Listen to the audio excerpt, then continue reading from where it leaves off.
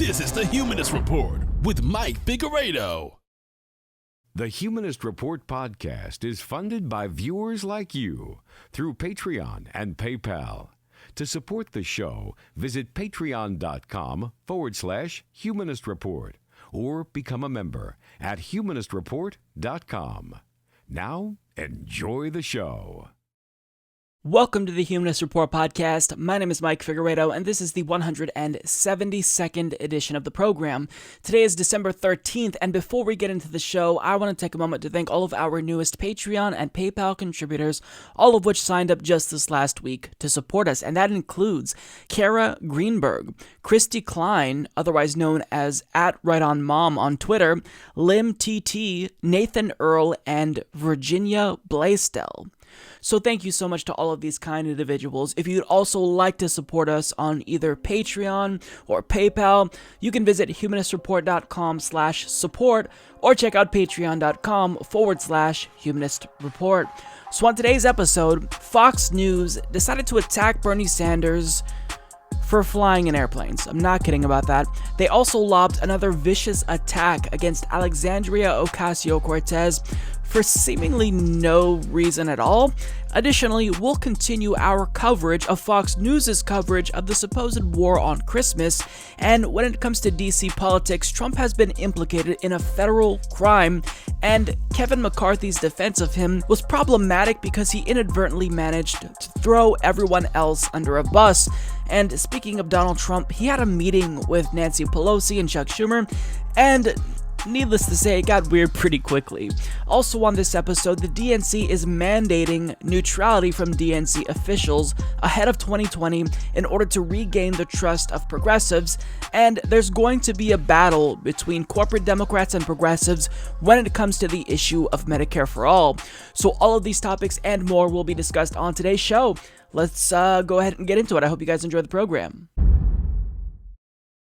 Those of you watching this video already probably know that Bernie Sanders has a robust plan to take on climate change by instituting a Green New Deal. He's also been talking about climate change a lot more recently in hopes of elevating this issue and getting Americans to pay attention to it, I don't know, given the threat that it poses to our species.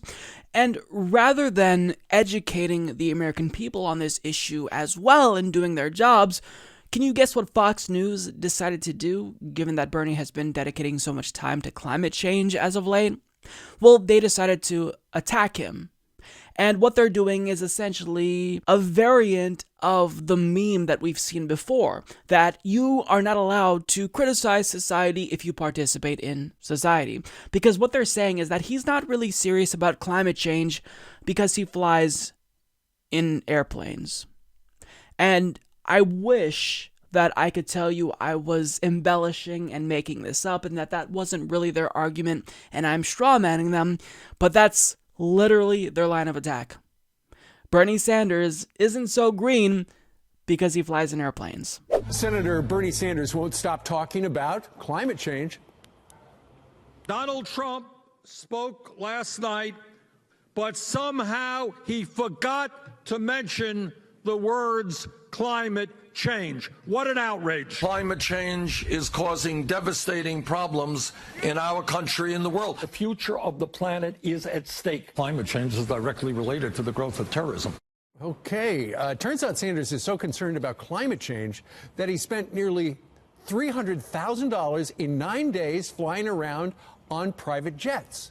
Here with reaction, Mark Morano. He is the executive director of ClimateDepot.com and the author of the Politically Incorrect Guide to Climate Change. Mark, I thought private jets contributed to climate change. Yeah, according to Greenpeace, they're 10 times worse than train travel. In the most significant quote that Bernie Sanders has given, I think it was during the 2016 campaign, right, he doesn't take money from fossil fuel companies because they're destroying the planet. No, he doesn't take money from them, but he pays them. And actually, if you go back to 2016, it was in excess of $1 million that he paid for his private jets through the 2016 campaign. This latest figure was just helping other candidates during the midterms in 2018. So he has a long history of paying fossil fuel companies to fly him around in a private jet. He loves fossil fuels. Ha! Got him! He's not just flying around the country in airplanes because, that is what he has to do if he wants to help elect people that will fight for climate change. He loves fossil fuels. He loves fossil fuels. Really? I mean, what these people who are propagating propaganda, what they don't get is that if you want your propaganda to stick and be more effective, you probably should make it more reasonable, because when we come out and expose the propaganda that you're spewing, it makes our jobs easier because people see that you're full of shit if you're saying things like that. Oh, he loves fossil fuels. Now, it's not just Bernie Sanders, because in the same clip, they went on to attack other people, other celebrities, other advocates who are fighting for climate change for doing the same thing, for flying in airplanes. They attacked Leonardo DiCaprio because he participated in a documentary. I think he narrated over a documentary about climate change. They attacked Al Gore because, of course, Al Gore has been a target because he's one of the main people who has brought light to this issue. And that's essentially what this entire segment was about. If you care about climate change, but simultaneously participate in society, then you don't actually care about climate change. Now, what this dingbat doesn't realize is that he's not making an argument. All he's doing is distracting from the conversation that we should be having. Climate change is happening, and we should do something about it. That's the conversation that we should be having, what we're going to do. But let's talk about how shady this individual really is, because as he tries to smear Bernie Sanders and climate change activists, this person is pretty shady himself. So he runs a website that appears to not have been updated since 1996, and which may or may not make your computer susceptible to malware. And Media Matters once named him the Climate Change Misinformer of the Year in 2012 because all he does is push propaganda with regard to climate change. And furthermore, it's not just like he pushes propaganda on his shitty little website. He actually went so far as to dox climate scientists by releasing their private information like email addresses, which he still defends till this very day, mind you. He says that doxing climate scientists is necessary because they, in doing climate science, should take into consideration what the public says about climate change. That's not how science works. That's not how it works. That's not how any of this works. But that's the justification he gives for doxing climate scientists. So it's not just that he's a climate-denying extremist.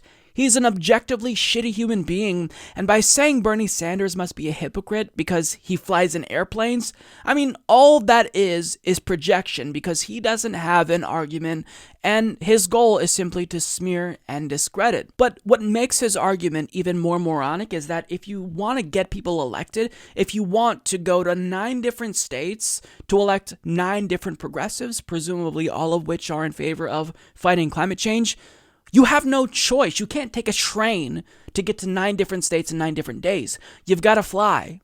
Furthermore, individual actions aren't enough to mitigate climate change because just 100 companies are responsible for 71% of all global greenhouse gas emissions. So even if every single person on the planet became carbon neutral, that still wouldn't be enough, which is why governments are needed to take on climate change. It's not an issue that individuals are equipped to deal with or even capable of dealing with if we all wanted to, if we had the will to do so. So obviously, yes, it is perfectly reasonable to care about and advocate for climate change and fly in airplanes. You can also critique capitalism and participate in capitalism because these are things that are inextricably linked to society. Capitalism is just a part of American society. It's embedded in American society. So the same argument they make against criticisms of capitalism, they're applying that here to climate change. Well, if you produce any carbon footprint whatsoever, no matter how small, you're a hypocrite. No, that's factually incorrect, and it's a disingenuous argument to use, and it's an argument that Tucker Carlson made when talking about climate change in a conversation with Nimiki Konst, and he used the same argument used by Steve Doocy and this moron here against Bernie Sanders. But thankfully, she combated his bullshit with facts, and he didn't like it very much. If you really believe what you're saying, and if Bernie Sanders really believes what he's saying, why is he flying on private planes? I mean, it's a sincere question. Ha! Got him! So let's not get distracted from the real issue here. No, I'm not gonna stop. I'm not gonna let you off that easily. Why is it not a real issue? If climate change, as Katie Church has told us, is really the only issue that matters, then why aren't we living like it's the only issue that matters? Because it really comes down to the industry. If the industry wants to make planes that exist off of renewable energy rather than oil and gas, then we will all be able to live on this planet. It starts at the industry level, not the consumer. You know, it's really not fair to put the tax on the individual. It's not fair for someone who's telling us the planet's being destroyed to live in a way that suggests that he actually believes the planet's being destroyed. So I honestly, I really don't get it. So if you're Al Gore and you say, nothing is more important than climate change, I'm a better person than you are because I care more than you. By the way, I have one of the largest houses in Nashville and I fly private and I take a Suburban to the private airport, to the FBO. Why should I be okay? I mean, sincerely, why is that okay? That is not going to individual choices are not going to solve the disaster that we are facing. We already have a migration issue. We already have flooding. We already have hurricanes that have hit Puerto Rico, have hit New Orleans, have hit Florida, and have displaced so many working people. This is an industry change. We have to cap emissions globally. But hold on. And if we don't cap emissions with big industries and policy, then those individual choices mean nothing. Okay, well, first of all, hold on. First of all, individual choices always mean something. In a libertarian's fantasy world, sure. I'm not a libertarian, and I'm not living in a fantasy world. In real life, individual choices matter, or else what's the point of any of this, okay? So it does start with, liberals used to say it starts with one person. I guess they don't anymore, because they don't want to be held to their own standards. But the solutions are always like, ordinary working people ought to pay higher gas taxes. It's not the solution at all. And actually, we are against that. Progressives versus the neoliberals and neocons, progressives understand that this needs to be a huge policy change. The place where we are right now, if we increase the temperature 1 degree, you and I won't be living in D.C. and New York anymore. Okay, but we will be displaced. No, I want to talk about the public policy. Okay, I want to talk about the public policy solutions that will flow from the predictions that you're making. Is there any solution you've ever heard of that doesn't increase the price of energy? I've never heard of one. Well, okay, so if you're going to be focused on the price of energy, we're not going to have a planet in 10 years. Hold on. We have to talk about changing. Wait, hold on. I thought you cared about working people. We're going down a rabbit hole. I want to talk about the solutions. A solution would be a Green New Deal, moving to 100% renewable energy, forcing the companies that are jacking up the prices on working people to actually reduce their emissions so that working people aren't displaced, so working people don't have to pay the cost of hurricane damage and have clean water, and the water's not being privatized. Volume is not the same as an argument, okay? So just really simple question. You don't like opinionated women, do you? Yeah, the segment speaks for itself. What Tucker says here is that Bernie Sanders is immoral. He's judging Bernie Sanders. He's using a moral argument to discredit Bernie Sanders. But why don't you look in the mirror before judging somebody else's morality, Tucker? Given that you use your platform to spew white nationalist propaganda on a daily basis. I'm sorry, maybe that's too harsh. White nationalish propaganda. But what Namiki Konst said here, as she put this gish-galloping fuckwad in his place, is that expecting worldwide change at the individual consumer level is just absurd. It's impossible.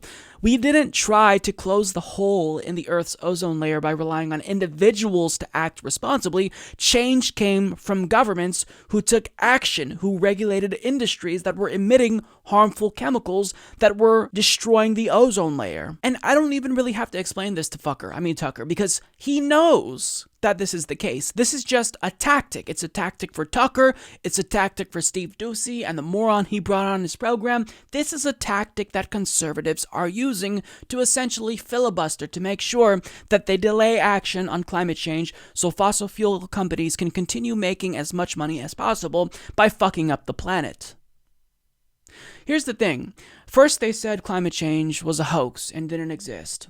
Then they said, okay, well maybe climate change is real, but it's not us who are causing it, so therefore we can't do anything. And now they're saying, well look, maybe climate change is real. I'll grant to you that it's anthropogenic as well. But the people who are advocating for climate change, maybe they're hypocrites because they still have a carbon footprint. Rather than just continuously moving the goalpost, why don't you just admit what we all know you feel inside? That you don't give a damn about climate change. Catastrophic climate change doesn't scare you because fossil fuel profits are more important to you than humanity and the planet. Just admit that. Don't keep beating around the bush. Just be bold and come out and say it, fucker. I mean, Tucker. Just say it. Just say it, you fucker. No correction there. Just say that you don't give a damn about the planet because we all know that that's an open secret. Just say it. Just say what you really think. You don't care. And you don't have to care. That's fine. But we care. And don't shit on us for protecting the planet and wanting to save the planet in order to make sure that it's still habitable and a decent place to live for your children, Tucker and Steve Doocy. So I'm out of patience for these propagandists. They are using every single tactic possible to filibuster and delay action, but the time has come. We've got 12 years to act. We don't have time to deal with your bullshit. Either we act or humanity goes extinct in a couple hundred years, if we're lucky. So we don't have much time left to act. And all you're doing is shitting on people who care about an issue that will impact all of our lives, including yours. It's been a few days since Fox News released an attack on Alexandria Ocasio-Cortez, so to make up for their lack of AOC coverage, they decided to put out a more vicious than usual attack on her for, you could have guessed, her intelligence. Claiming that she is unintelligent, she's naive, she's in over her head, the usual that we've come to expect from Fox News. A beacon of intelligence who props up the president who likes to tweet about a smocking gun. That to them is intelligence. But someone like Ocasio-Cortez, an eloquent speaker who's passionately fighting for what she believes in, she's not intelligent. So we're going to play a clip from a segment where they talk about an exchange she had with Donald Trump Jr. And the way that they framed this was as if she was inherently wrong for responding, but in actuality, I think that they were just butthurt because she put him in his place in a really savage way.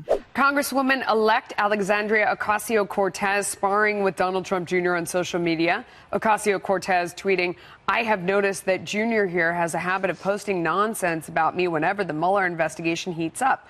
Please keep it coming, Jr. It's definitely a very, very large brain idea to troll a member of a body that will have subpoena power in a month. Have fun."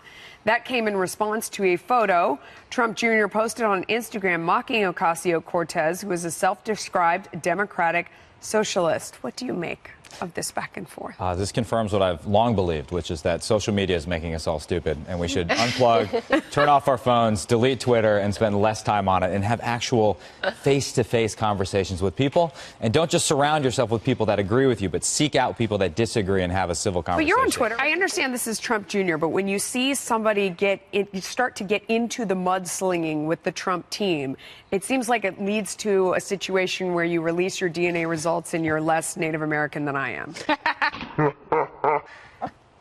I don't think that'll happen to Alexandria Ocasio-Cortez. I don't think that it's smart to throw around terms like subpoena, especially when you haven't even taken your seat yet. And as she then pointed out when she backed up off of it, I'm a freshman. I'm not going to have a good job on any of these committees anyway. So clearly we didn't get to the worst of their attack there, but I just kind of wanted to show you that clip because it kind of gives you the setup and let you know how they're choosing to frame this discussion. They basically imply that, well, even if Trump Jr. said something that was really fucked up to her and made fun of her, I don't know what it was that he said specifically. I tried to find it, but I could only stay on his Twitter timeline for so long before I've got to bail because I feel like I'm losing IQ points. But basically, the implication is that you can't go toe-to-toe with someone from the Trump administration because, it could backfire. You could be the next Elizabeth Warren and faceplant as you try to take on someone from the Trump administration or Trump's family. In other words, if they attack you and tweet out really cruel things about you, just don't respond, just shut up. Actually, no, she's going to respond. And in fact, I like when she responds because Ocasio-Cortez gives them a taste of their own medicine because they think that they could just be nasty, tweet out insulting things about progressives and liberals, and get away with it. But I'm sick of it. Republicans always fight dirty, but when progressives and Democrats fight back, well, there's this implication that you can't respond to them. Just shut up. Just let them say what they want. Well, no, Ocasio-Cortez isn't a pushover. They're analyzing this entire exchange from the viewpoint that it's Ocasio-Cortez that's in the wrong. Even if she didn't necessarily instigate this exchange, she's still wrong for responding. But in this next clip that I'm going to show you, the conversation kind of takes a surprising turn because that same person who criticized Ocasio-Cortez is actually going to compliment her. But since that's clearly not what you're supposed to do on Fox News, Kennedy, one of their hosts, decided to then steer the conversation off of a cliff where she goes in and attacks Ocasio-Cortez for being an idiot. But I do think, and you know I'm not particularly a fan of her politics, that she's far further left than I am, she is doing something very important for transparency in Congress with the live tweeting of everything that's going on, the orientations where she's pointing out they're all lobbyists, whereas Labor, though people pointed out Labor could come if they wanted to host orientations. And I like that she's doing the videos and really involving her constituents. She's saying, you sent me here, this is what's really going on. And I think that is valuable for a public that doesn't trust people who hold elected office. No offense, you seem great. No. Kennedy? I like the videos because she shows how empty-headed she really is, and her brain is as empty as socialism itself and the ideas that she pushes. I don't have a problem with trolling and counter-trolling, and I don't have a lot of patience for people who get so outraged because, you know, Don Jr. says one thing and she responds. I do agree with you that people who think they're going to punch the president in the same manner as hard as he does, I think they create problems for themselves, and it's very inauthentic. Like trying to fight the president or members of his family the way that he does, it doesn't make a lot of sense, and she needs to revert back to what it was about her that resonated with voters that allowed her to unseat a popular long-term incumbent in a primary. And I think she's gotten away from that, and you know, she's bought into her own mystique, which has certainly tarnished a bit in the last few interviews. So at the start of that clip, we saw the host compliment Ocasio-Cortez, surprisingly, on Fox News. I don't know if she got the memo that you're not supposed to do that. We saw her compliment Ocasio-Cortez because she's doing something really important for government transparency with her Instagram live streams and whatnot. But then Kennedy chimed in and said, I like the videos because she shows how empty-headed she really is, and her brain is as empty as socialism itself and the ideas that she pushes. So the videos of her show how empty-headed she is, according to Kennedy. Well, okay, if you think that she's empty-headed, if you think she's a moron because of the ideas that she espouses, then the burden is on you to explain why that makes her empty-headed. Why is a policy like Medicare for All, that would literally save lives, why is that empty-headed? Why is tackling climate change empty-headed? What's empty-headed about people making a living wage? I mean, what is idiotic about these ideas specifically? Kennedy, don't just say that she's an idiot. Actually make a fucking argument. And she implies essentially that being socialist is just inherently idiotic. Well, why do you not like socialism? What about socialism makes it idiotic? It's an ideology that is so dim-witted and nonsensical that anyone who finds it persuasive must be idiotic. Well, why? You're just saying that anyone who's a socialist is an idiot, but you're not explaining what's your argument against socialism. Now, if I had to guess, this would be Kennedy's argument against socialism. Venezuela. Now, she also said something that was pretty suspect to me. She says, it's very inauthentic, remember that word, trying to fight the president and members of his family the way that he does. It doesn't make a lot of sense. I don't know how giving them a taste of their own medicine doesn't make sense to you, but that word inauthentic is pretty interesting to me coming from someone like Kennedy, because she knows a thing or two about authenticity or inauthentic people, because she's only adopting this, quote, edgy persona and acting as if she's some pseudo-provocateur because she knows that she's generally unlikable, and it's the only feasible way that she's able to market herself in mainstream media. And you don't have to take my word for it, because in an interview with Sway, she talked about how her being really unliked as an MTV VJ in her previous career is kind of what catalyzed this new persona that we see, the edgy Kennedy, the provocateur Kennedy. This is what she had to say. When did you first start feeling or recognizing that your presence, your image, your likeness is starting to be recognized and resonates with the general public? When I was voted the most hated VJ after just a couple months on the air. Damn, the most hated. Yeah, in the Rolling Stone Readers Poll. Damn.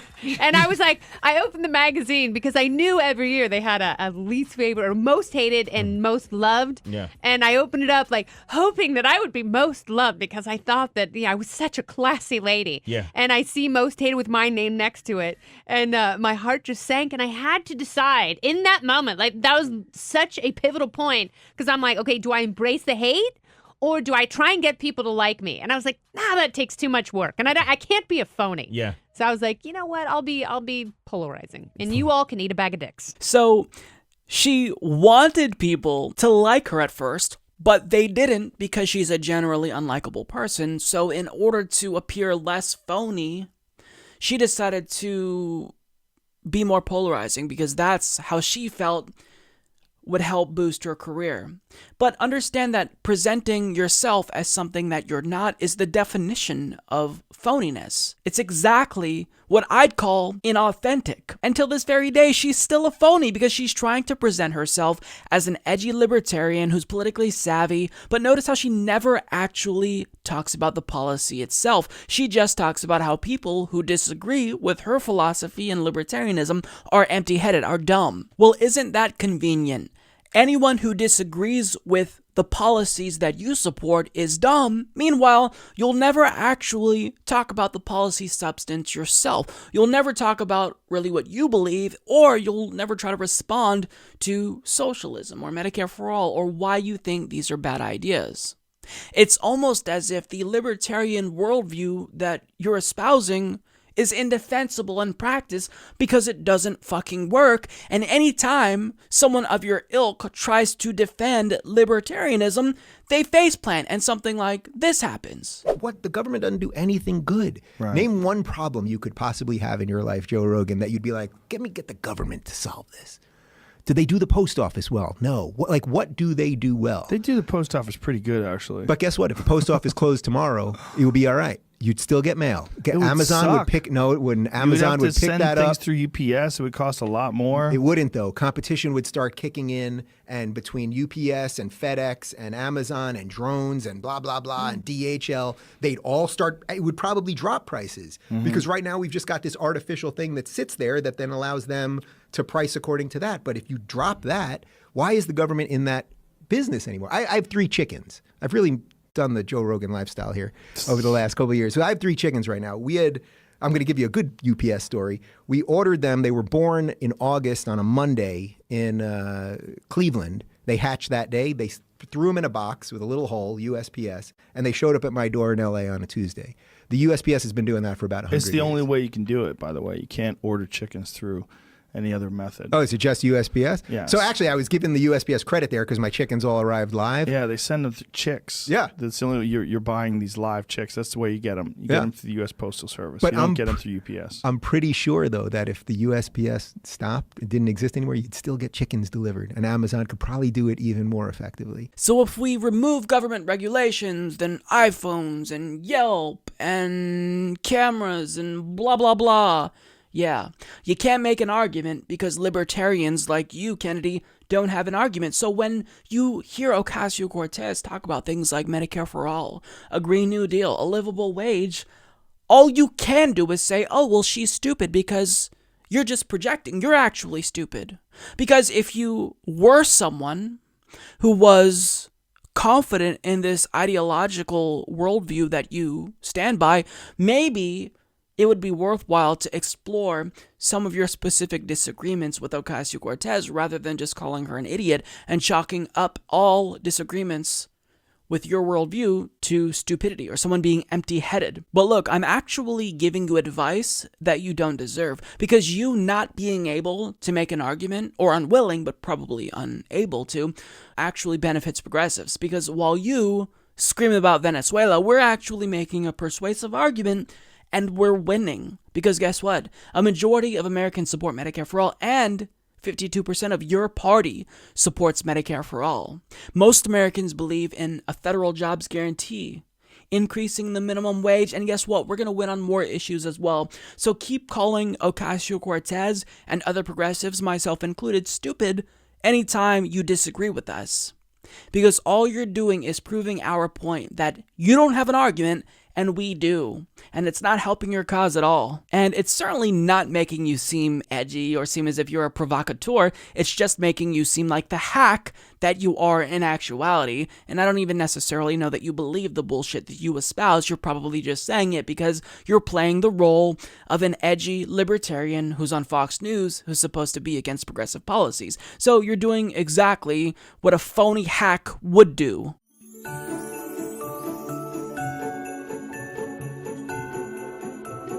We're saying Merry Christmas again. Last week on the program, I made fun of Fox News for sounding the alarms about the so-called war on Christmas, but this week, I'm kind of eating my own words because I think they may actually be onto something. There may actually be a war on Christmas. And I found evidence that there's a war on Christmas myself because I walked into a department store looking for the cassette tape version of NSYNC's Home for Christmas, and it was nowhere to be found. I could find it everywhere when I was a kid, but all of a sudden, it is nowhere to be found, which is evidence that things have changed, which is evidence that there's an all-out assault on Christmas, ladies and gentlemen. Now, I don't think you need any more evidence because I think that alone, that anecdotal example, confirms beyond a shadow of a doubt that there is a war on Christmas. But if that wasn't enough, then Fox News is going to have another example for you. This year in the state of Illinois, in the Capitol building in Springfield, they now have added a satanic statue to its official holiday display between a Christmas tree and a menorah. The sculpture, funded by the Satanic Temple of Chicago, depicts a hand holding an apple with a snake wrapped around it. Is political correctness taking over the Christmas season? Joining us right now to weigh in is the host of the Mike Slater Show. Mike Slater joins us from San Diego. Mike, what do you think about the fact that the satanic group has put this particular piece of art next to a Christmas tree and a menorah? Yeah, you know, Steve, with this story in particular, I used to get really outraged by this, but right now I feel sad. I feel sad for them. They're so deceived. I think this is a sign of how prosperous we are here in America, where these people don't think they need God, and they get their kicks out of mocking God. They get their kicks out of mocking this religion and mocking Christmas in general. But I'll tell you, it's not going to affect my walk with God. It's not going to affect what happens inside my house. It's not going to affect what I teach my kids and the Bible. So I just feel sad for these people. A friend of mine just got back 2 days ago, got back from a Middle Eastern country. Right. And he had to go to underground churches where they had one Bible, and truly, if they got caught, they would be killed. So people over there aren't worshiping Satan openly. So it's a shame that Americans here are abusing the freedoms here when they could be worshiping God. Hang on a second, because I think we really need to take a moment to dissect what Steve Doocy is saying here, because he talks about the Satanic Temple statue and how outrageous it is, and then he asks the question, is political correctness taking over the Christmas season? Wait, aren't you the one who's being too politically correct? Seeing that you're the one who's outraged by something, why is it that when liberals are offended by something, we're being too politically correct, but when conservatives are offended, it's still the liberals who are being too politically correct? I don't think that it works that way, Steve, and if it does, then it shouldn't. You should realize that there's a double standard there, but nonetheless, Mike Slater joins the conversation to talk about how appalled he is. In fact, he doesn't even have words. He's so upset by this that he doesn't even know what to say. He used to get outraged by this, but now he's just sad for us. Sad for us atheist Satan worshippers. I think that was the implication. But specifically, he says, I used to get really outraged by this, but right now I just feel sad for them.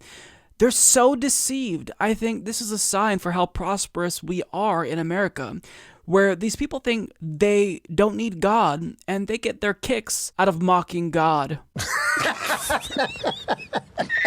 Hail Satan 666. Well, if you knew anything about politics and economics and income inequality, you'd know that people, generally speaking, aren't that prosperous. It's the elites who are taking all the wealth. And these elites get coverage by the network that you're on, Fox News, but that's a whole nother rabbit hole. What he says here is that we are mocking God. No, there is religious symbols on public property, so if you're going to give them representation, then you also have to give representation to other religions that you view as more unorthodox, including Satanism. And what they don't get is that the Satanic Temple is trolling them. If there is some type of statue like the Ten Commandments on public property, well then what the Satanic Temple does is make a constitutionally sound argument and get their own version of a statue put up. And it's absolutely great because Fox News walks into this trap every single time. Now, Mike Slater goes on to talk about his friend, what's his name, who just returned home from the Middle East, who claimed that he was in a country in the Middle East where people would be killed if they were caught with a Bible. Okay, we're going to need more details because, for one, if this country is as totalitarian as you say it is, I doubt your friend would want to go there. Second of all, is it Saudi Arabia? Because this sounds the most like Saudi Arabia. Now, what's this guy not telling you? Well, not only would they kill you if they caught you with the Bible, they'd also kill you for being an atheist or gay or a Satan worshiper. But he didn't want to tell you that. He conveniently left that part out because it wouldn't fit into his Christian persecution complex narrative, but he goes on to make the most ridiculous point ever about how we're actually abusing the freedom we have because we're not using it to worship God. But isn't that the whole point of freedom? You can do what you want, and we can do what we want. You can worship God, and we can worship the devil. Now, I don't believe in the devil because I don't believe in any religion. I'm an atheist, but if I did want to worship the devil, then you're not going to stop me because we do live in a free country with freedom of religion. And specifically, more importantly for this discussion, separation of church and state. So if you're going to expect representation for your religion on public property, then expect Satanists to get representation as well. But this example doesn't necessarily lend too much credence to the claim that there's a war on Christmas because it's just not a very compelling example. The Satanists are also celebrating Christmas, albeit in their own way. So Tucker Carlson is going to come in and give us another example that he found, a really obscure example that he found to demonstrate that the war on Christmas isn't as laughable as liberals want you to believe. Well, the war on Christmas is totally fake. They always tell you that on TV. But it's also underway again and got off to a hot start last week with the left launching a new offensive against Rudolph the Red-Nosed Reindeer.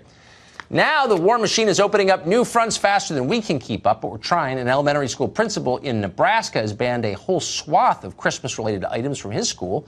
That would include Christmas trees, elves, Santa, and red-green color combinations. How about candy canes? Are they allowed? No. They're banned too. Why? Because they're in the shape of a J, which represents Jesus. Mark Stein is an author and columnist. He joins us tonight. I just want to say again, the war on Christmas is not real, Mark, so stop talking about it, you right-wing Fox guy. Yeah, entirely fictitious. Okay, I'll bite on that and go back a couple of centuries, Tucker. You know, the separation of church and state, when the founders came up with it, it's basically that they didn't want President Washington being the head of the Church of America as the Queen is head of the Church of England. That's it. They didn't want the Archbishop of Virginia sitting in the Senate as the Archbishop of Canterbury sits in the House of Lords. And like a lot of sane concepts, it's metastasized into something utterly insane. Okay, so was it just me, or did that last guy sound exactly like Kyle Kulinski's impression of elitist snobs? Oh! Bow your head to the wonderful John McCain, good sir. Don't you know that this is how Americans want you to act? Please show the establishment the respect it deserves. Thank you very much. The resemblance is uncanny. It really struck me when I first heard him talk, because it sounds exactly like Kyle. I think Kyle should collect royalties from this guy, because that is very, very similar, eerily similar. So basically, to get to the segment itself, Tucker Carlson is pushing back against us, pushing back against him, pushing back against the war on Christmas.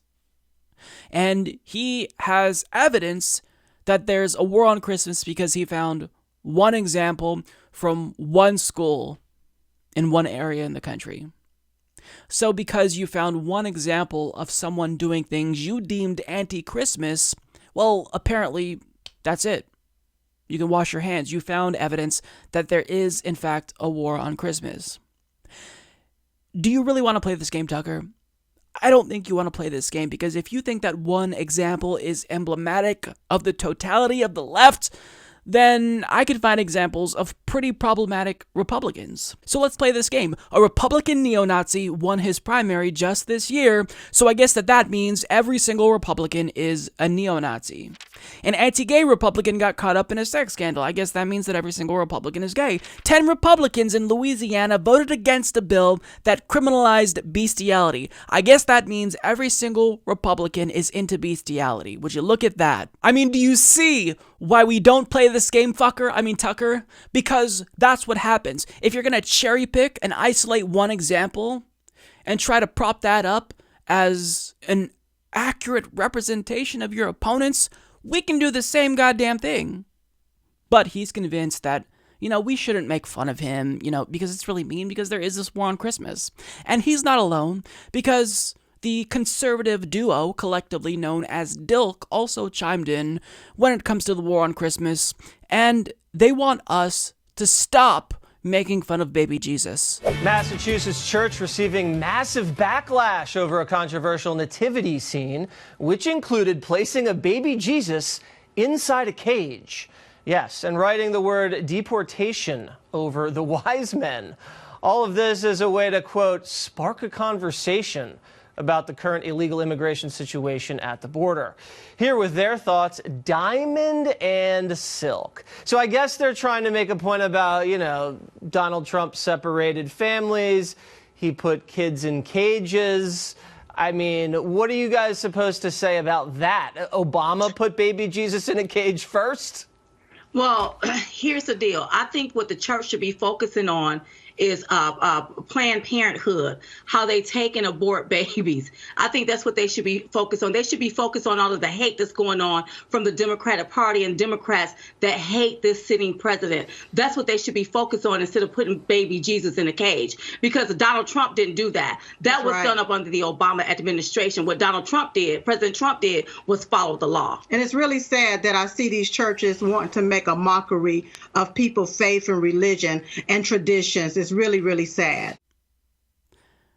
That is a clear example of the war on Christmas, because that church made a mockery of baby Jesus by putting him in a cage. It's not Donald Trump, who is supposedly a Christian, who actually put real children in cages. It's this church who made a mockery of their religion, who's waging this war on Christmas. And my question is, why didn't they talk about this cat who was also making a mockery of their religion? Because photographer Brooke Goldman captured this photo of a cat actually sitting in the cradle that baby Jesus was born in. I mean, how much more evidence do you liberals need to see before you acknowledge the fact that there is a war on Christmas? I mean, this is the level of absurdity we're reaching here.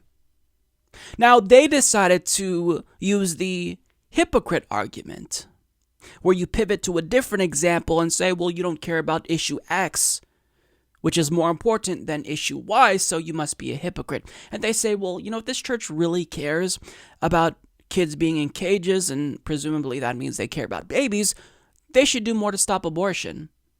Okay, that's great. If you want to up the ante that way, we could up the ante as well and say, well, if you care about abortion, DILC 1 and DILC 2, then why don't you advocate for increased access to contraception? Because that's the one thing that actually reduces abortions. Why don't you support that? Furthermore, why don't you call on your president, who you love and support so much, to stop giving Saudi Arabia bombs that they're using to drop on children in Yemen? And of course, they also invoked the typical whataboutism argument. Oh, what? Trump did this? That's bad? Well, Obama also did this, that's bad. But you see, the reason why this doesn't work against progressives, the reason why people like H.A. Goodman are face-planting in an attempt to own the libs by using this argument, is because we don't claim to like Obama. You claim to like Donald Trump. We claim to dislike both Obama and Trump. So by saying, well, yeah, I know that Donald Trump did this thing, that's unethical, but Obama also did it. Well, if you dislike Obama and he did something that Trump is now doing, then shouldn't it just logically follow that you dislike Trump for doing what Obama did? I mean, it doesn't make sense to me. This is why whataboutism doesn't necessarily make for a compelling argument, because you're pointing out the flaws in someone the left supposedly supports in order to validate what Donald Trump is doing, but really, it should logically follow that you stop supporting Donald Trump because he's doing what the president who you don't like is doing. But I don't want to get too far off topic here, because the point is that there's a war on Christmas, or at least Fox News wants you to think that there's a war on Christmas. And if there's any example anywhere in the country, no matter how insignificant it is, you can count on Fox News to find it and exploit the shit out of it for political gain. Happy holidays, everyone.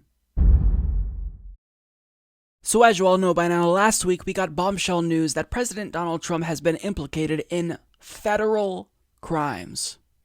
So he is very likely in serious trouble. And as Glenn Fleischman reports, Donald Trump coordinated with Michael Cohen to commit federal campaign fraud, prosecutors state in a sentencing memo filed December 7th, advising a substantial prison term for crimes to which Cohen has pleaded guilty. Attorneys from the Southern District of New York State explicitly stated in the court filing that Cohen acted in coordination and at the direction of Individual 1 in handling payments to two women who claimed to have an affair with Trump long before the election. Trump is identified in this and other filings by U.S. attorneys as Individual 1, who was elected as president. The women are Karen McDougal and Stephanie Clifford, known professionally as Stormy Daniels. Cohen had in August pleaded guilty to several charges related to tax evasion, lying to banks, and campaign finance fraud, and stated in court he had coordinated campaign finance felonies with a political candidate that could only have been the president, and who he later identified as Trump. However, this is the first time prosecutors had stated in a court filing that Cohen acted in coordination with Trump. So we are looking at a gigantic shitstorm here. And there's talks that Robert Mueller is getting ready to close this investigation and soon release his final report, and as a result, he's turning towards the president and his family. And we may be looking at a Trump Jr. indictment in the near future. And even if Donald Trump is trying to play it cool publicly by tweeting things like he was totally cleared, which is definitely not weird at all, White House sources tell CNN that he's secretly shitting himself about now because he sees impeachment as a real possibility. So the question is, how will members of the Republican Party respond knowing that the leader of their party has now been implicated in federal crimes. Well, they're going to respond in a variety of ways. If you're Orrin Hatch, your response is going to be, I don't care. All I can say is he's doing a good job as president. Does it bother you, these crimes that he allegedly was involved in, the president? That doesn't bother you? No, because I don't think he was involved in crimes. But even then, you can make anything a crime under the current laws. So that's one way that they're responding. I mean, yeah, I don't really care. He's doing such a good job as president, guys. Don't you love how we're winning? I mean, he's gutting the Clean Air Act. He's letting fossil fuel companies pollute. He pulled us out of the Paris Climate Agreement. But don't you just love how good of a job he's doing? No, he's doing a pretty terrible job. But if you're Orrin Hatch and you are a ghoul, then yeah, you could see that it's clear why he likes Donald Trump. Now, House Majority Leader Kevin McCarthy commented on Donald Trump, and he actually tried to mount a defense of Donald Trump. And what he's going to say towards the end of this clip that I'm about to show you is very telling. You look at what Comey said in there, the FISA, going after individual. Here they are. Comey knew that who paid for the dossier, and he still did not tell the courts. He thought there was nothing wrong with what they went through with FISA. I thought that was a major problem inside that investigation. You just heard from Jerry Nadler. Here's Adam Schiff on CBS on Sunday.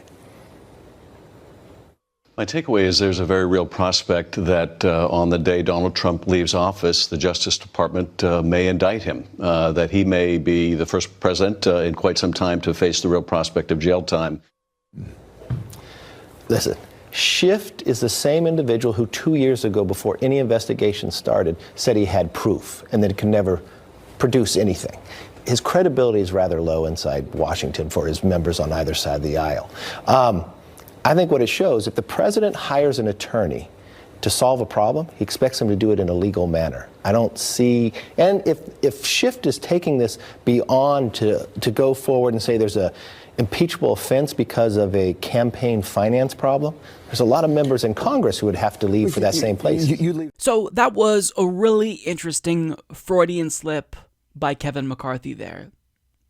He said, to go forward and say there's an impeachable offense because of a campaign finance problem, there's a lot of members in Congress who would have to leave for that same place. I think he meant same thing. So in other words, I mean, if we impeach Donald Trump for violating campaign finance laws, then I mean, could you imagine there are going to be other people in Congress guilty of doing the same thing? Well, is that so? I mean, it's not like that's surprising. We already know that everyone in Washington, D.C. is corrupt. But I don't necessarily think you're supposed to say that out loud. Mr. McCarthy, what are you hiding? See, there's a reason why you would defend Donald Trump for something that's indefensible, for violating campaign finance laws. It's because you yourself may have some skeletons in the closet. And it's not even like a lot of them would be impeached for violating campaign finance laws, because campaign finance violations occur, and oftentimes, the candidates are just fined. But I mean, if you're basically trying to cover for Trump by throwing everyone else under the bus, saying that they have done things that are comparable to what Trump did here, then really that's a bombshell. Maybe somebody should look into members of Congress. And hell, maybe we should impeach every last one of you corrupt bastards in D.C. who are corrupt, because guess what? Corruption is unethical. That's the first point. And two, if we're going to have laws in this country, we can't just apply them to the peasants.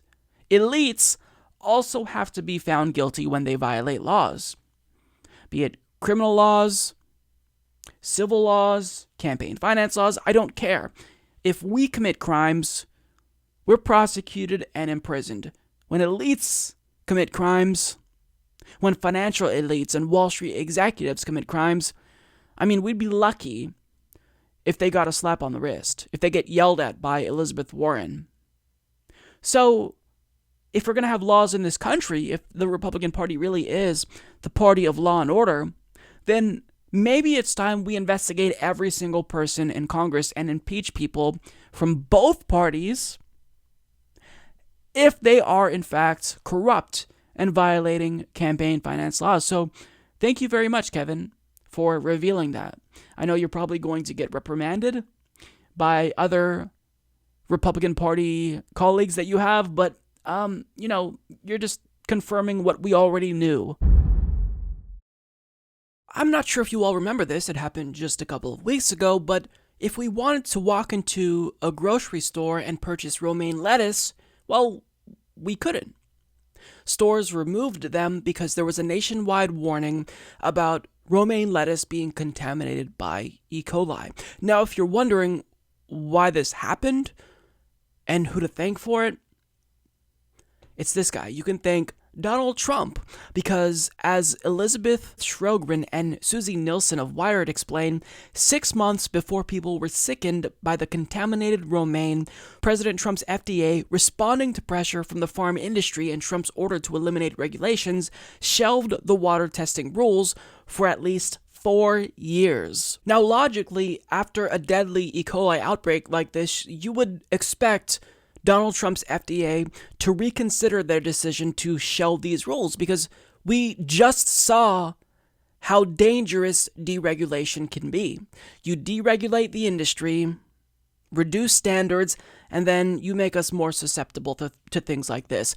So you'd think that, okay, now they're going to change their ways and reinstate these rules, but they're not going to do that. They're still not doing that after we had a nationwide E. coli outbreak, and it's not just like they're not reconsidering these rules, they're doing more, actually doing more to make sure that the water you and I put in our bodies is contaminated, because Donald Trump's administration is moving to gut even more of the Clean Water Act.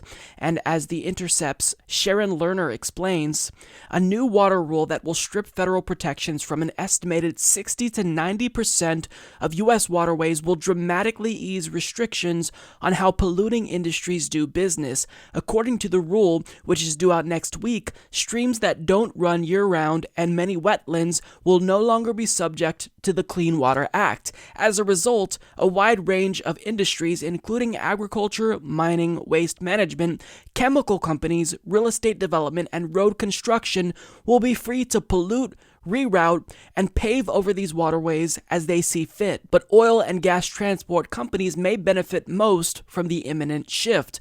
When the rules take effect, pipeline construction projects that are currently required to undergo months or even years of scrutiny from water experts in order to minimize their environmental impact will be allowed to speed forward. For energy companies that have been pushing for exactly these changes for years, the new rule may be well worth the wait. So understand that we saw what happened.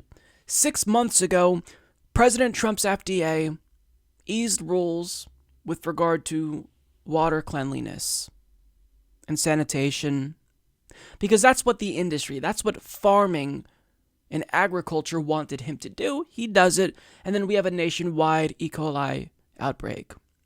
And just weeks later, we're learning that they're going to gut the Clean Water Act and make companies who desperately need to be regulated, I mean, we're talking about waste management and chemical companies, well, if they don't run year-round, they're not going to be subject to the Clean Water Act. So what did Donald Trump say just last week, I think it was, when he was asked about the multi-agency report on climate change?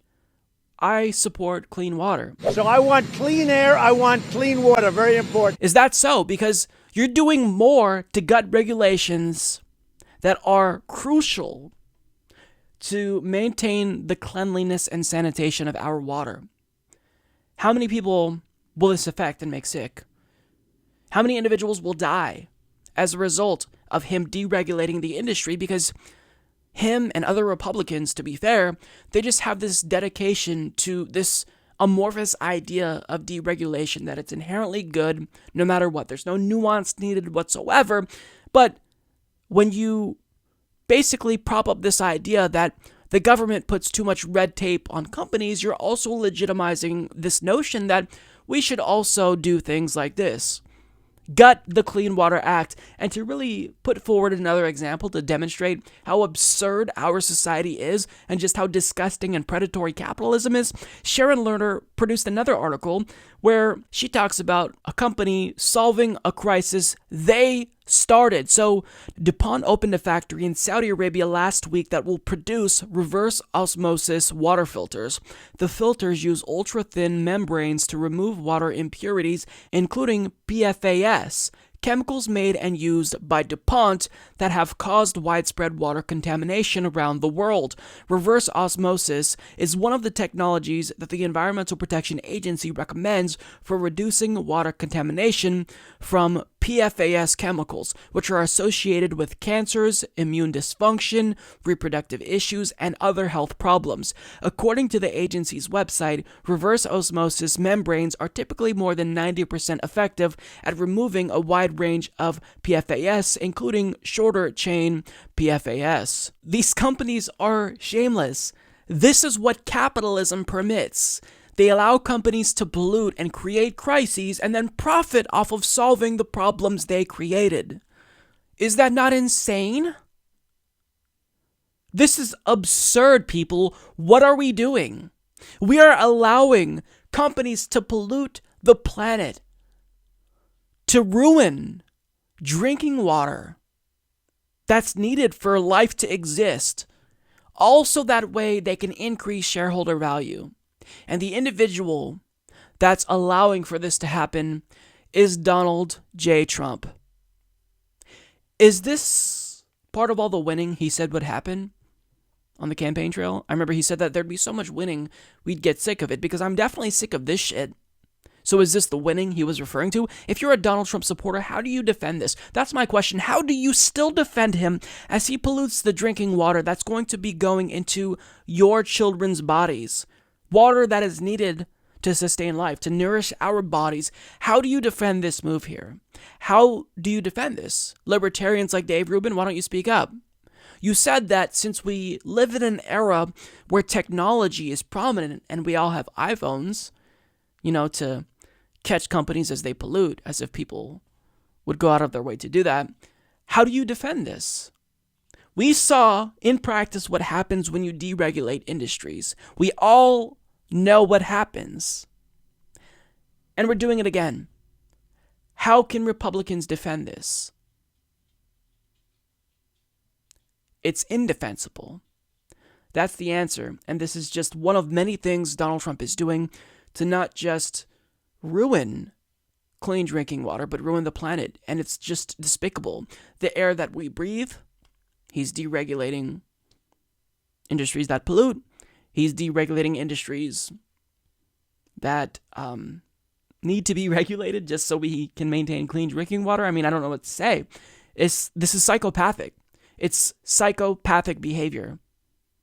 Something only an amoral individual would allow to go on, especially after seeing the consequences of your deregulatory actions come to fruition. Bernie Sanders' bill to end U.S. support for Saudi Arabia's genocide in Yemen just advanced recently, and they're actually set to vote on it again at the time that I'm recording this video. So by the time you see this, it may very well already be the case that we know whether or not the Senate voted on this and how that went. But overall, in order for this to be a success, the House also has to adopt this. Now, Ro Khanna has teamed up with Bernie Sanders in this effort, and he has been doing a lot to push this bill, to push for a vote, and to encourage his colleagues to adopt this, to support this measure, and end the bloodshed. And before the vote, he released this passionate plea on Twitter that I was really touched by, and I wanted you to see. Today is the last chance in this Congress for us to end the war in Yemen. This ought not to be a political issue. It's a humanitarian issue. The United Nations has told us that 12 to 14 million Yemenis face the possibility of famine and starvation in the next 3 months. Every 10 minutes, a young child is dying in Yemen because of cholera or starvation. We need to stop the bombing of the port of Hodeidah that the Saudis are doing, and allow for food and medicine to get in so we can save lives and prevent a famine. Now, when we started this effort 2 years ago, most members of Congress didn't even know that we were actively involved in aiding the Saudi bombing of Yemen. We introduced a war powers resolution that, frankly, the leadership of both parties at that time opposed. We've now come a long way. Senator Sanders has managed to get a vote in the Senate, and we need to get a vote in the House of Representatives so that Congress can speak with one voice. Article 1 of the Constitution gives Congress the power over war and peace. It's important to understand there is no authorization for what our government is doing by aiding the Saudis in this war in Yemen. Congress has never authorized it. We need to speak up and make it clear that our military should not be aiding Saudi Arabia in this horrific war. It's not in our strategic interest. The Saudis are actually aligned with al-Qaeda in fighting the Houthis. It makes no strategic sense.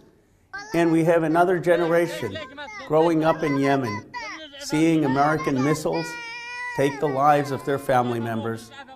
That's not making us any safer. America should have no complicity in this going forward.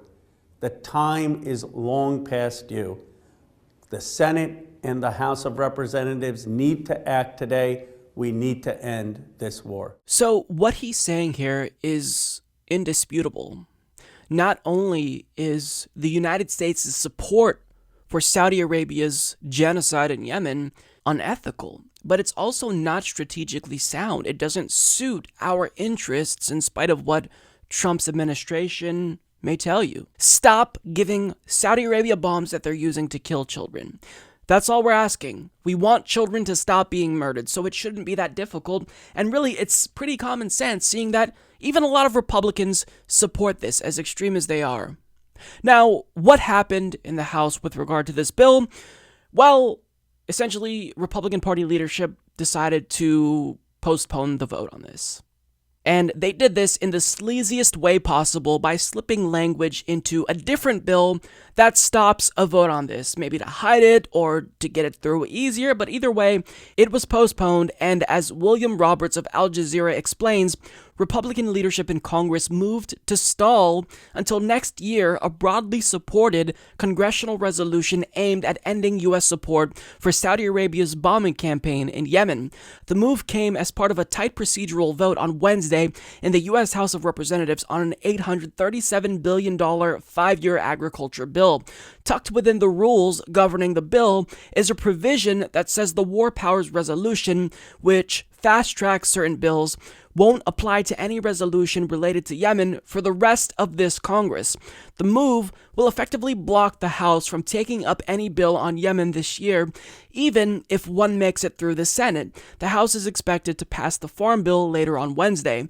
The 206 to 203 House vote is a temporary win for President Donald Trump, who has advanced a policy of U.S. support for Saudi Arabia in Yemen and its wider regional standoff with Iran. Trump has avoided blaming Saudi Crown Prince Mohammed bin Salman for the murder of writer Jamal Khashoggi, while members of Congress say U.S. intelligence points clearly to the Saudi leader. Advocates of the U.S. resolution to end U.S. involvement in Yemen, which is also pending debate and vote in the Senate on Wednesday, decried the Republican action. Now, everything that you're thinking right now, the outrage that you're feeling, was essentially voiced by Representative Ro Khanna, who's been an advocate for this. And on the House floor, he talked about how absurd it is that we linked a farm bill about agriculture to Yemen. And this is what he had to say. What does a farm bill have to do with the war in Yemen? And the answer is absolutely nothing. You wonder why people are frustrated with Congress, why they think Congress lacks common sense. It's because no one understands why you would have a vote on a farm bill and you would tie it to a vote on war and peace in Yemen. The only reason the leadership is doing this is because they know that there are dozens of Republicans who will stand with Democrats to stop the killing in Yemen. How do they know this? Because Senate Republicans are voting to stop the killing in Yemen. I came to Congress because of my grandfather, who inspired me, who spent 4 years in jail in Gandhi's independence movement. And I came to Congress to say that America should always stand for human rights. I urge my Republican colleagues, look at the pictures in the New York Times and Huffington Post. 5-year-old kids, 7-year-old kids starving to death. A Yemenis child dying every 10 minutes. They tell us to wait till January. That would mean thousands of more Yemenis kids dead. I don't think this is a partisan issue. This is an American issue. Let's stop the killing in Yemen. Let's end the famine. Let's have a vote in this House so we can stop the civil war in Yemen and save lives. So that was a very powerful speech because something he said resonated with me. He said that there's a child dying in Yemen every, I think it was 10 minutes.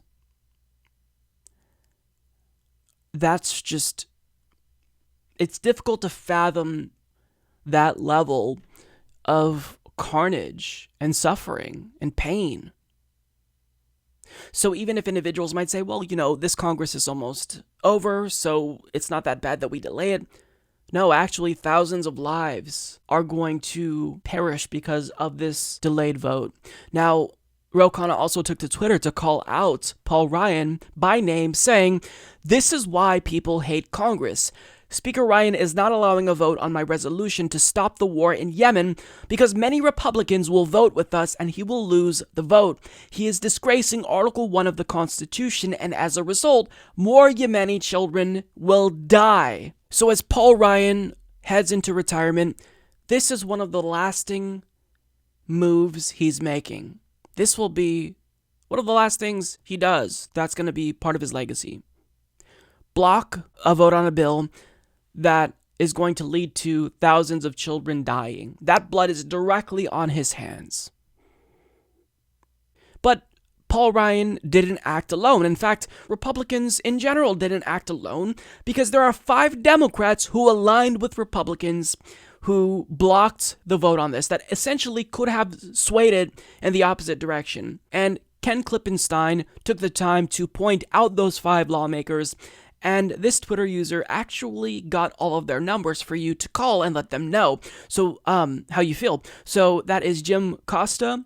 His number is 202-225-3341. Al Lawson, 202-225-0123. David Scott, 202-225-2939. Colin Peterson, 202-225-2165. And Dutch Ruppersberger, 202-225-3061. So Kyle Kulinski on Twitter made a point that really resonated with me. It was something to the effect of, we have to actually beg people to stop murdering children in Congress. That's how morally bankrupt they are. We have to beg them to do something as simple as just ending support for genocide. Democrats had the votes to pass this, but they didn't. And members of Congress are choosing to side with Donald Trump as they support a genocidal regime that is murdering children in Yemen. It's just disgusting. I'm embarrassed to be an American when our Congress can't even vote to end support for genocide. How disgusting is that? And I keep using the same adjectives such as disgusting and morally bankrupt, but I don't know how else to describe it. I feel as if there needs to be a new word to describe this level of disgustingness. I mean, I think that this kind of rises to the level of evilness. I don't think I'm embellishing to describe this as evil. It's fucking gross. Shame on every single one of these people. This is our Congress, ladies and gentlemen. They can't even vote to stop murdering children in Yemen. What a bunch of disgusting people we have supposedly representing us. President Trump met with Democratic Party leaders Nancy Pelosi and Chuck Schumer today to discuss funding for his border wall. And it was absolutely batshit fucking insane, because it reminded me of like a scene from a comedy movie almost. I mean, it was as if Donald Trump was a toddler who was throwing a temper tantrum in the store and everyone's watching you, and the parents, rather than treating him as the toddler that he is, they're trying to pretend as though he's an adult when in actuality he's a toddler and you need to treat him as such. So I'm not really going to give you a breakdown of what happened, rather I'm just going to show you some clips that I found, I guess we'll call them fascinating. So the entire event starts with Donald Trump explaining the need for border security, and if you didn't watch this live and you're watching this after the fact, then just fast forward past the first 5 minutes, because it's him just rambling on about nonsense, repeating himself multiple times like he usually does, and really he didn't say anything meaningful or substantive at all. But it kind of got interesting when he talked about him being able to pass funding for a wall through Congress. It's just that he doesn't have the Senate. But he is confident that he can get enough votes in the House. However, Nancy Pelosi said, actually, you don't have the votes that you need for a wall in the House. And then this kind of catalyzed this back and forth between them, and it just did not stop. I think the American people recognize that we must keep government open, that a shutdown is not worth anything, and that you should not have a Trump shutdown. You have the White House, the Trump shutdown. You have the White House, you have the Senate, you have the House of Representatives, you have the votes. You should pass it right now. No, we don't have the votes, Nancy, because in the Senate we need 60 votes. No, but in the House, and we don't you have. could bring it up right now. Yeah, but today. I can't, excuse me, but I can't get it passed in the House if it's not going to pass in the Senate. I don't want to waste time. Well, the fact is, you can get it started that way. The House we could get passed very easily, Okay, and we then do. do it. Then But do the it. problem is the Senate, because we need 10 Democrats to vote, No, and no, that's they not won't the vote. point, Mr. President. The point is that there are equities to be weighed, and we're here to have a conversation in a Correct. prayerful way. So I don't think we should have a debate in front of the press on this. But the fact is, the House Republicans could bring up this bill if they had the votes immediately and set the tone for what you want. If we thought we were going to get it passed in the Senate, Nancy, we would do it immediately. We'd get it passed very easily in the House. No, that's We not would the get it, Nancy, I'd have it passed in 2 seconds. It doesn't matter, though, because we can't get it passed in the Senate because we need 10 Democrat votes. Well, That's the problem. again, let us have our conversation, then That's we can right. meet with the press again. But the fact is that legislating, and which is what we do, Right. you begin, you make your point, you state your case.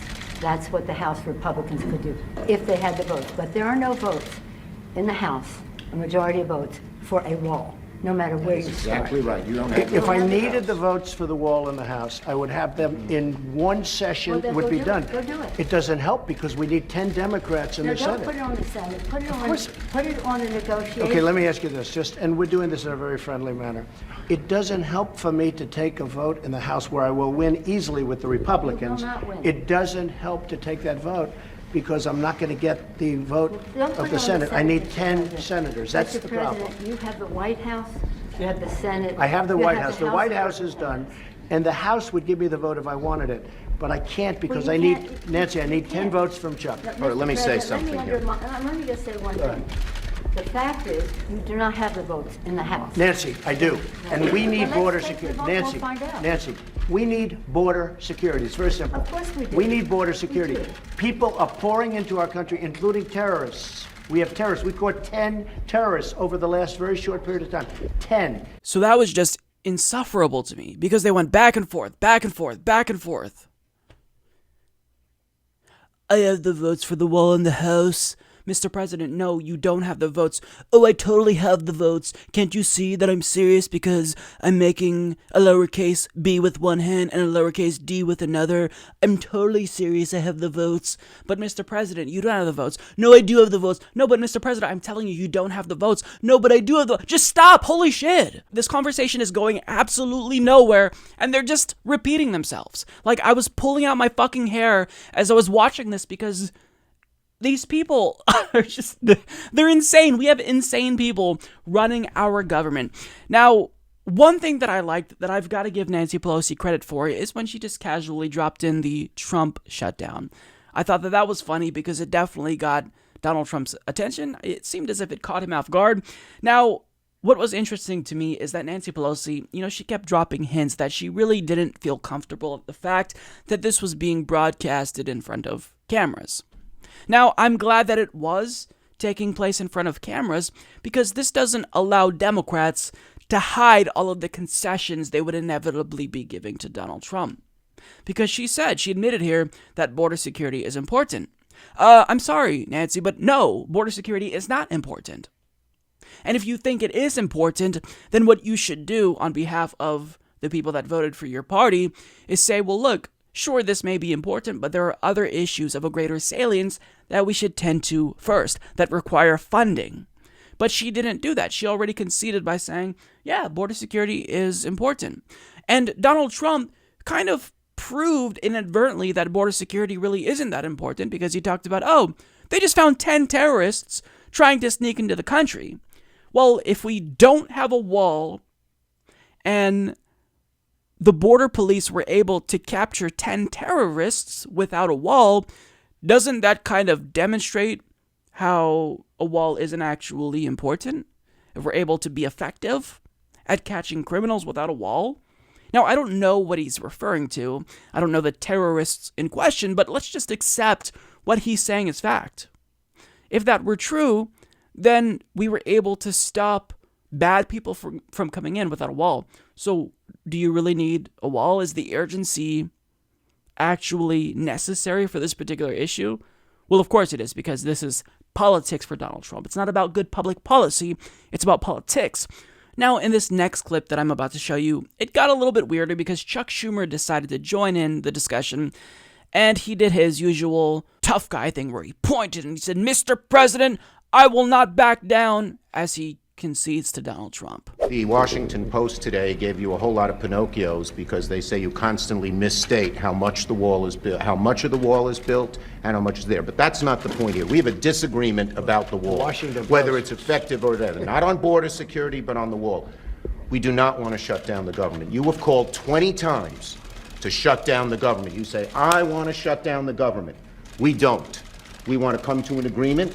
If we can't come to an agreement, we have solutions that will pass the House and Senate right now and will not shut down the government, and that's what we're urging you to do. Not threaten to shut down the government, because let me just finish, because you can't get your way. The last time you shut it down, you got killed. Let me say something, Mr. President. You just say, my way or we'll shut down the government. We have a proposal that Democrats and Republicans will support to do a CR that will not shut down the government. We urge you to take it. And if it's not good border security, I won't take it. It is very good border security. And if it's not good border security, I won't take it. It's what the Because when you look at these numbers of the effectiveness of our border security, and when you look at the job that we're doing with our military... You just said it is effective. Can I tell you something? Yeah, you just said it's effective. Without a wall, these are only areas where you have the walls. We want to do Where this. you have walls, Chuck, it's effective. Where you don't have walls, it is not effective. Yeah. Let's call a halt to this. We've come in here as the first branch of government, Article 1, the legislative branch. We're coming in good faith to negotiate with you about how we can keep the government open.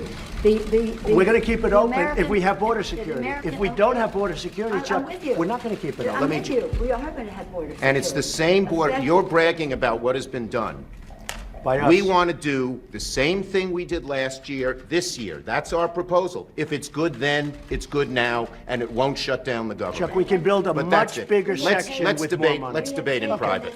Okay? Yeah, let's debate in private. That is devoid, frankly, of fact, and we can... We need dispel border that. security. I think we all agree that we need border security. Yes, Is that we right? do. Good. We do. See? We get along. So it's very clear that Chuck Schumer is adamant about the fact that he doesn't want the government to shut down, and Trump kind of took a dig that was kind of true. He said, the last time the government was shut down, you got killed. Yeah, sorry, Chuck, but Trump's kind of right about that. You caved within 2.5 days, and that was an absolute embarrassment. You had Trump backed into a corner and could have actually protected Dreamers, but you tucked your tail between your legs and you caved. Now, I kind of get, for argument's sake, where Chuck Schumer is coming from with regard to his frustration with Trump, because he's saying, look, Mr. President, we are proposing the same amount of funding for border security that we gave you last year, which you literally just bragged about and said is effective. So why won't you take that? Why is that not effective? And I get where Chuck Schumer is coming from. The problem is that you're still conceding to Donald Trump and giving him what he wants and proposing anything. And even if Chuck Schumer may be putting forth a cogent argument here, he's still strategically illiterate, because if the government shuts down, knowing how unpopular government shutdowns generally are, well, it wouldn't necessarily hurt Democrats, and it might actually help them. So knowing that Trump is the one culpable for another shutdown, that would benefit Democrats, but Schumer is offering funding for increased border security, and even if Donald Trump isn't necessarily satisfied with that, he still benefits from getting that, because you're giving him what he wants. Offer him $0, and if he shuts down the government, he shuts down the government, and not only does he get blamed for that, but then we also have the added benefit of not wasting any money on something that's completely unnecessary. But nonetheless, Schumer still was pointing at him and pretending to be tough and posturing. But, I mean, you're not that strong if you are conceding to him. You're offering funding for border security. Offer him nothing. Make him meet you halfway on a different policy. Because notice how it's always Democrats who have to meet Republicans halfway. Make him meet you halfway on any other issue. Minimum wage. Medicare for all.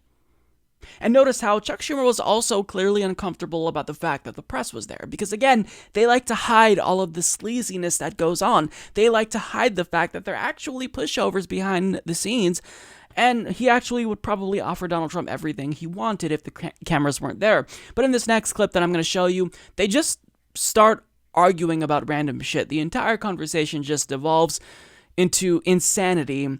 And towards the end of this clip, Donald Trump is going to offer Chuck Schumer a really huge gift, and Chuck is basically going to refuse to take it still. That is a political promise.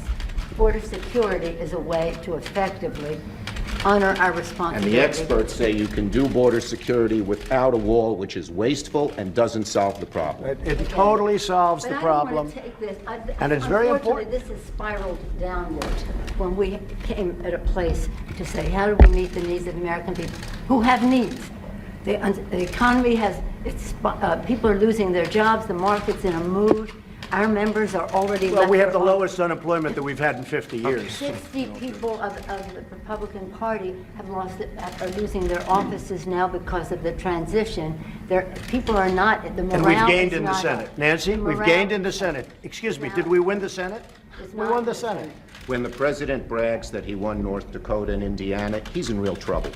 When I did. Let me say this. We did win Let me say this. North Dakota This and is the Indiana. most unfortunate thing. We came in here in good faith, and we're entering into this kind of a discussion in the public view. But it's not bad, Nancy. No, it's called transparency. I know it's not transparency when we're not stipulating to a set of facts, and when we want to have a debate with you about saying we confront some of those facts without. You know saying what? to the We need public, border security. this That's isn't what we're going to true. be talking about, border security. If we don't have border security, we'll shut down the government. This country needs border security. We The agree wall with is a part of border security. Let's have a talk.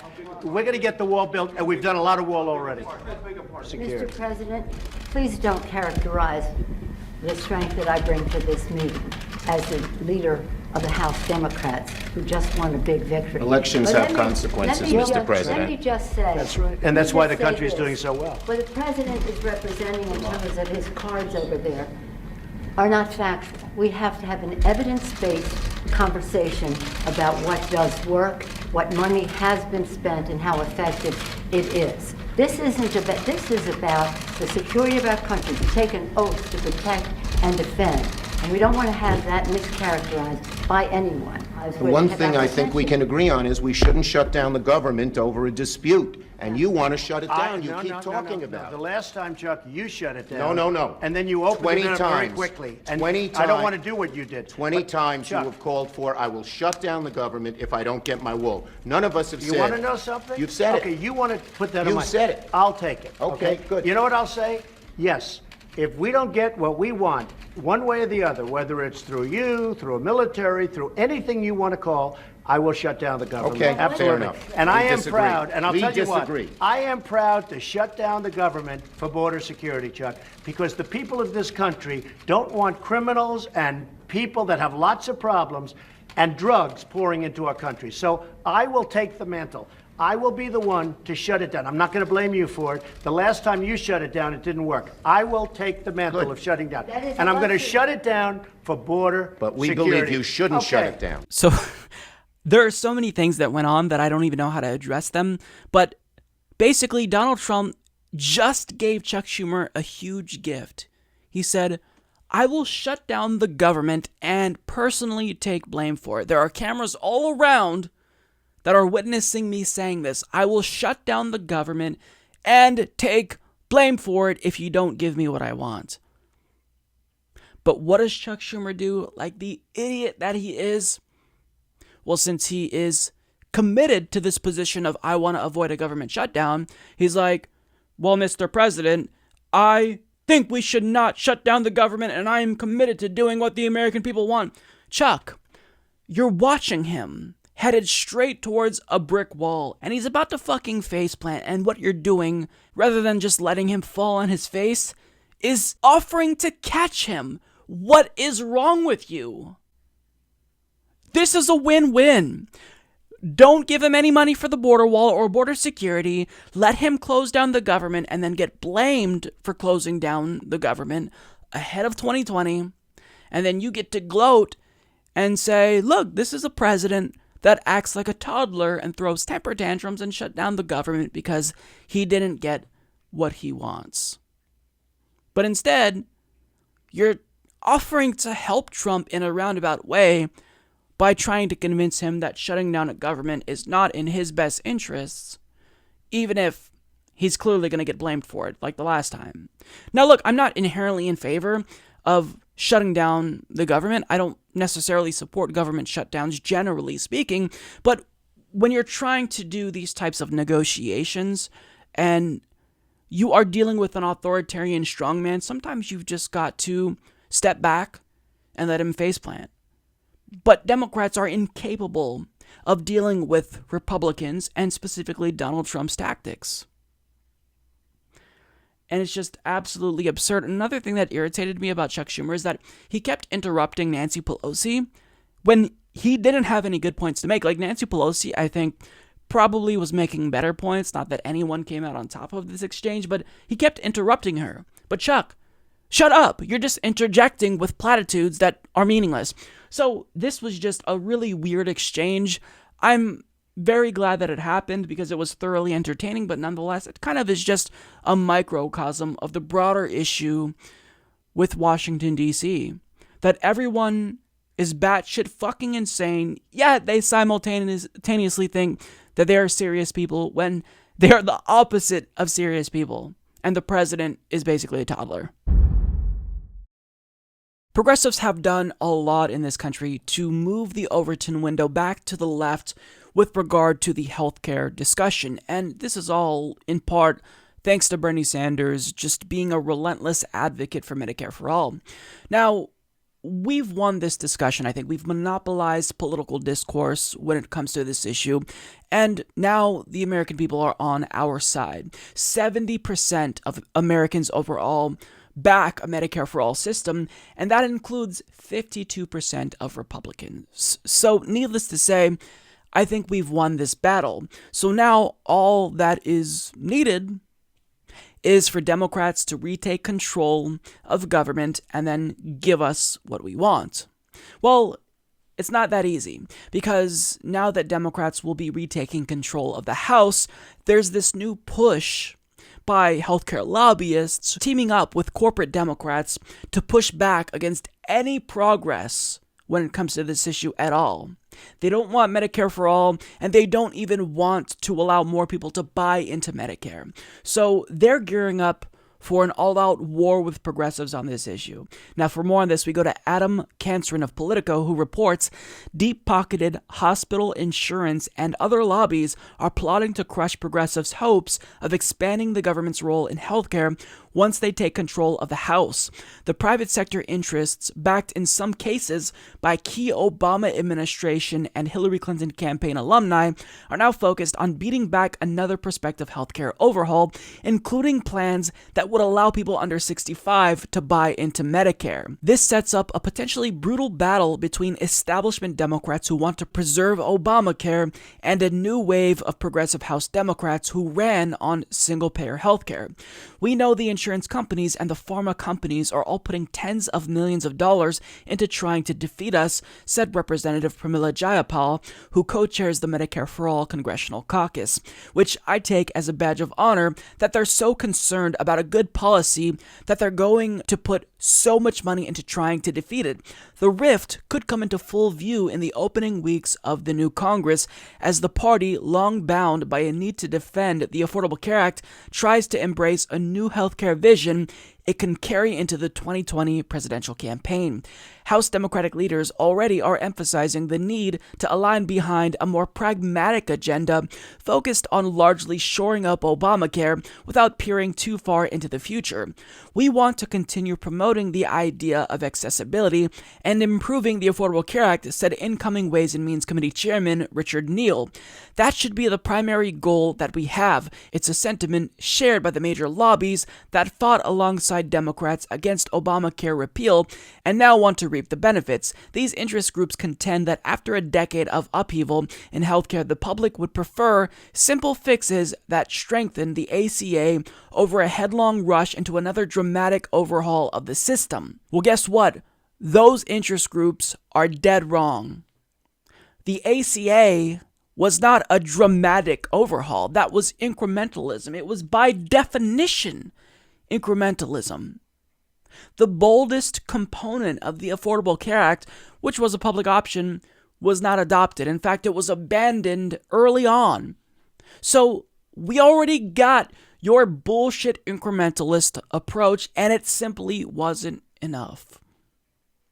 So when they say, these interest groups specifically say that the public would prefer simple fixes, no, you don't get to just say what we prefer. Look at the fucking public opinion polls. 70% of Americans support Medicare for all. It is very clear, and that's just looking at polls.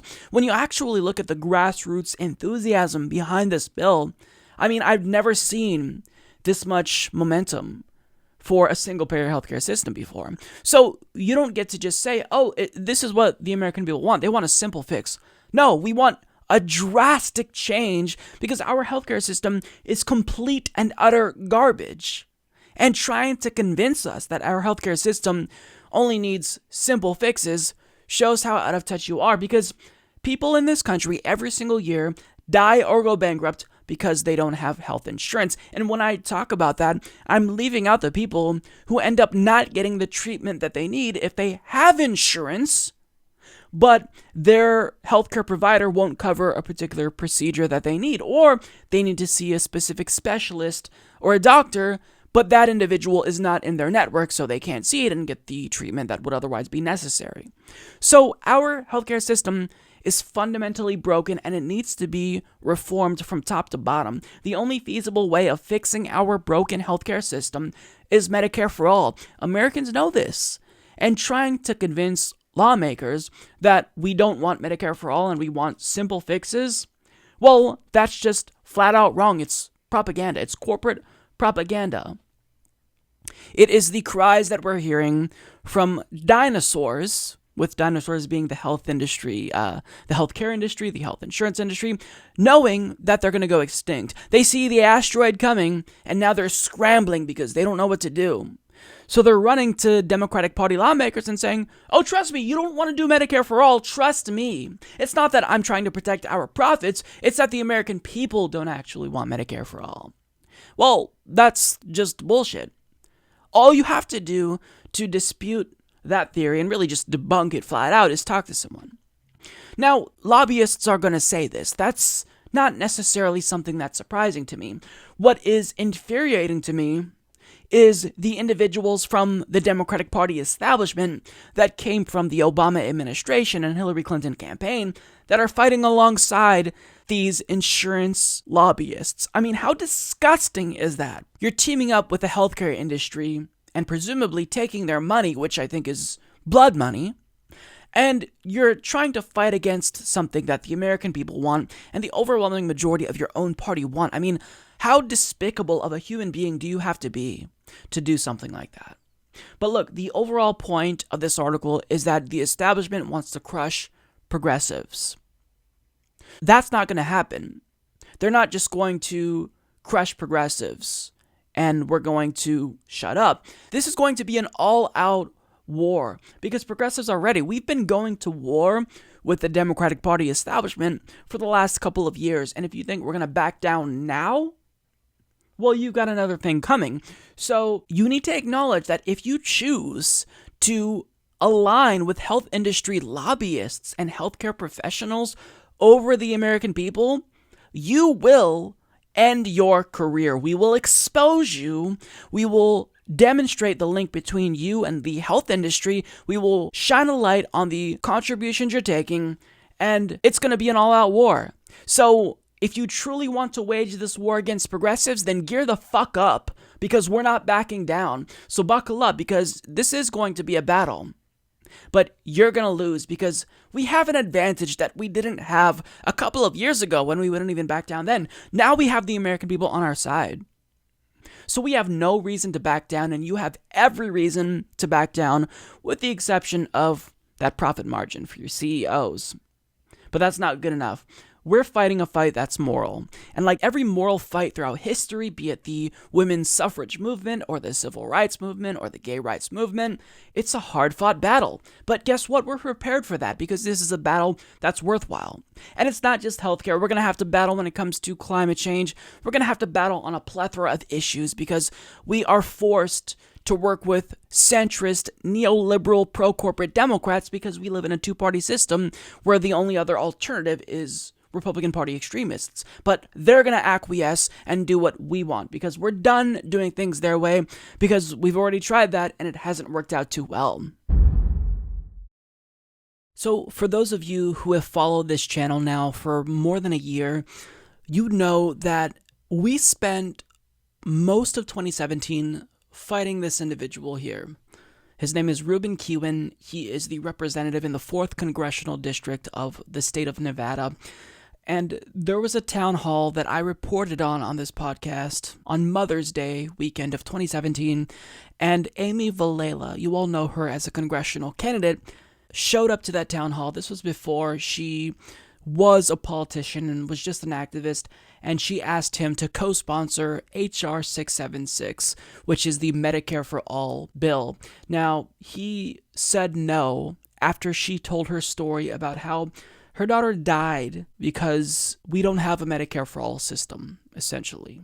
She was refusing to allow her daughter Shalyn and her story to not get out, so she did what any grieving mother would do: go to her congressperson and advocate for her daughter and make sure that what happened to her and her daughter never happens to anyone else. And she pleaded with Ruben Kihuen to co-sponsor HR 676, and he told her no. Now, what happened next was really remarkable because she then chose to primary him, run against him in that district, and she teamed up with Justice Democrats and Brand New Congress, and Amy announced her campaign on the Humanist Report because a lot of my viewers were following this story so closely. And look, we've been putting a lot of pressure on Kihuen ever since that town hall. We sent so many calls to his DC and Nevada offices that we filled up his voicemail inboxes. I mean, he knew that he outraged thousands of progressives across the country by having the audacity to say no to Medicare for All after a mother just explained how important it is to him. Now, what ended up happening was there was a scandal. There were sexual misconduct, specifically sexual harassment allegations, I believe, that surfaced against Ruben Kihuen, and then he decided to not seek re-election. And this is all something that happened during the campaign, and at that point, Amy Vilela became the de facto presumptive nominee because she was the only one in the race, and she was certainly the most progressive. However, the establishment had other plans. Someone named Stephen Horsford, who represented the 4th Congressional District before Ruben Kihuen and lost after one term, became a lobbyist. He flew to DC, became a lobbyist, and then he came back to run for his old seat again, and the establishment essentially got behind Stephen Horsford. And he won. He beat Amy Vilela.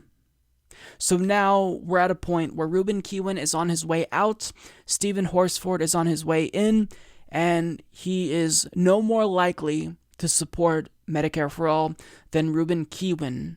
But we're going to get some closure to a chapter in a story that has been absolutely crazy. I don't know how else to describe it.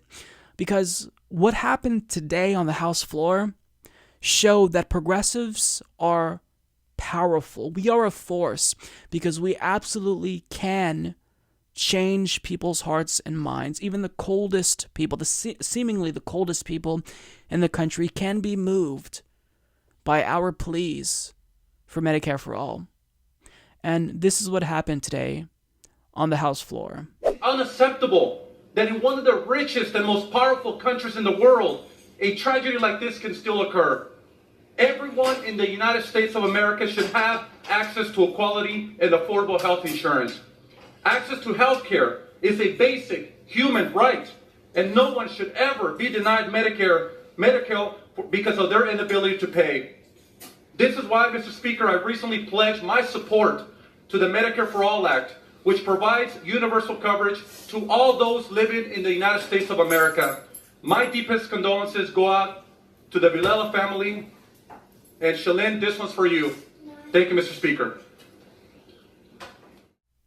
So not only did Ruben Kihuen publicly endorse Medicare for All and make a passionate defense for why we need Medicare for All, he did a tribute to Shalyn.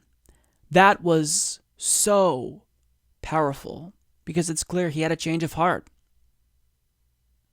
What Amy Vilela told him, the story she shared about her daughter, Shalyn, that day, it did resonate with him. Little did we know, it actually did strike a chord with him. The question, obviously, is, why did you wait so long?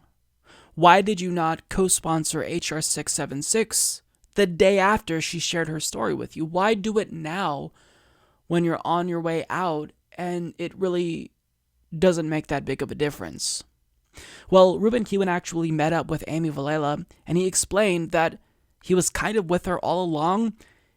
He just wasn't able to act or was discouraged from acting because there are very powerful forces in DC that tried to stop him.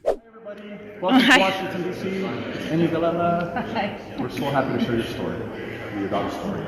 I want to thank you. It's been a long journey, and I really appreciate it. Look, first of all, I just want to say this is coming from the heart. You know, I'm not running for re-election. This is something that I wanted to do. From the time that you and I, had our town hall meeting, you shared your story. It's something that I felt it was the right thing to do from the heart. And I think this is the right thing to do. You know, I wanted to do it, talk to my chief of staff and my team, and I said, look, I want to do this. I've been wanting to sign on to Medicare for All for a long time. And because we had Washington, D.C. consultants saying, no, this doesn't look good for your re-election, you know, they were pushing back. But I believe this is the right thing to do. This is not politics. You know, I just, your story touched me. Your daughter's story touched me. Just reading, about your daughter in the last few days, honestly really touched me. So I just want to thank you for allowing me to do this. I appreciate it. Yeah, so everyone else that's losing people every year. I appreciate it. Absolutely. Thank you. Yeah, thank I'm you. going to give you Absolutely. Now, the audio wasn't the best, but in case you couldn't make out what he was saying, he said, I've been wanting to sign on to Medicare for All for a long time. But, quote, we had Washington, D.C. consultants saying this doesn't look good for your re-election, who are pushing back. In other words, we may have more allies in Congress than we think, but there are powerful forces, consultants, lobbyists, who are trying to discourage them from doing the right thing. Now, does Ruben get a pass because he was convinced that signing on to Medicare for All would hurt his re-election campaign? No, not really, because you've got to have the courage to do what's right in spite of whatever negative repercussions might come your way. You might sign on to Medicare for All and then have lobbyists or healthcare industry professionals, the CEOs specifically, bankroll your opponent in the next election. But guess what? You're still doing something that's worthwhile because you're standing up for what's right. You're advocating for a policy that would literally save thousands of lives every single year. So he doesn't get a pass for that, but he is kind of giving us this parting gift because he knows we were upset with him. He knows he didn't do the right thing, but he's giving us a gift, and that gift is information that, hey, there's a lot of people in Congress that probably want to support Medicare for All, but their consultants are telling them, don't do this if you want to keep your job. And maybe it's not even that they are choosing to not back Medicare for All because they're worried about losing their reelection because they're self-interested, even though I'm sure that plays a part in it. Maybe they're just thinking, look, I care about issues X, Y, and Z, and I just want to make sure I keep my job so I can fight for these issues. Maybe it's not even nefarious. But for whatever reason, people in D.C. are influencing Democrats to back down from Medicare for All, to ignore the will of their constituents when we are begging and pleading with them for Medicare for All. So in revealing this to us, Ruben is kind of giving us a really important gift here. And that gift is information. He's saying, this is kind of what's at stake. In other words, you know how to craft your argument. What's going to speak to them, in addition to the stories, because Shillin's story clearly resonated with him, what's going to speak to them is something that counters what they've been told by the consultant class in Washington, D.C. And I want to go an extra step here and give credit where it's due to Ruben here, because what he's saying here, think about what that means for his career prospects. He's a one-term representative, and his only hope at this point of being wealthy is to do what Stephen Horsford did and become a lobbyist. But by revealing this information to us, what lobbying firm is going to hire him? He's kind of doing something that bucks the narrative, that bucks DC orthodoxy. You're not supposed to reveal this information. I mean, we're in a time where people are really blowing the lid off of all of the bullshit that goes on in DC. You have Ocasio-Cortez tweeting about how Goldman Sachs is talking to freshman members of Congress and basically indoctrinating them into neoliberal corporatism. And now we have Ruben Kihuen saying, look, for those of us that wanted to back Medicare for All, we were told not to do that. They're trying to pin us down and tie our hands so we don't do that. And that's really a damn shame. But in terms of Ruben Kihuen signing on to Medicare for All, even though it serves nothing more than symbolism at this point, right? He's just signaling to us that he's with us. Even though that doesn't necessarily mean much now since he's leaving, it's still really important, and I do appreciate the gesture here because he chose ultimately to not only respond finally in the way that we wanted him to respond, but he decided to pay tribute to Shilin, which was really, really important. It touched me when I saw him say her name. So even if it didn't go the way we expected it to, even if what happened in Congressional District 4 in Nevada didn't turn out the way we had hoped, at the end of the day, we still kind of won. Because we put pressure on a corporate Democrat who didn't support Medicare for All, and even if he didn't do what we wanted him to, because of nefarious forces in D.C., what we said still resonated with him. And that in and of itself is important, and it shows just how powerful progressives are. What Ruben is doing is he's kind of paving the way for us to put pressure on Stephen Horsford, because we already know he's not going to co-sponsor HR 676. I would be shocked if he did. But he's probably not going to support Medicare for All. So what Ruben just did is give us this information that if Stephen Horsford doesn't back Medicare for All, it's because he lacks the political courage to do so. It's because there are consultants that the Democratic Party establishment hires to try to convince them to not endorse Medicare for All. But the good news is that there's over 100 Democrats in the House that co-sponsored H.R. 676. It's just a matter of getting those last holdouts to come to our side. And there's going to be a war within the Democratic Party, a gigantic intra-party battle between progressives and corporate Democrats when it comes to Medicare for all. But we will not back down. I don't think it's very controversial to say that as DNC chairman, Tom Perez has been a complete and utter disaster. Because if you are going to run the DNC, a corrupt organization from top to bottom, I think that especially after what happened in 2016, one of your number one goals should be to win back the trust of progressives. Has he been successful at doing that? Absolutely not. And it's because he's not really even trying. I mean, back in 2017, what did he do? He purged progressives from high-ranking positions within the DNC in order to replace them with establishment loyalists who also happened to endorse him when he was running to be the DNC chairman over Keith Ellison. So, I mean, he has repeatedly shunned progressives. He's done things to make himself suspect, like endorsing Cynthia Nixon over Andrew Cuomo when, as DNC chairman, I mean, you have a vested interest in remaining neutral because that helps you maintain your legitimacy. Now, he also reversed the DNC's recently adopted ban on fossil fuel contributions. So time after time, Tom Perez has shown that he's not serious about winning back progressives. In fact, he doesn't really care about that at all. He just wants to maintain the status quo. And really, the only positive news to come out of the DNC since he's been chairman has been that they voted to adopt the DNC's unity reform recommendations, and they substantially reduced the influence superdelegates will have going forward on presidential nominating processes. So that's important. But what else is he doing? What has he specifically done? Because that's what the DNC Unity Reform Commission recommended, and then the aggregate DNC voted to adopt those changes. But as chairman, what has he done to help build up the DNC's legitimacy and rebuild trust that the organization lost among progressives after 2016? Well, he actually is finally doing something that is a step in the right direction. Now, it's a small step, but it's a step in the right direction nonetheless.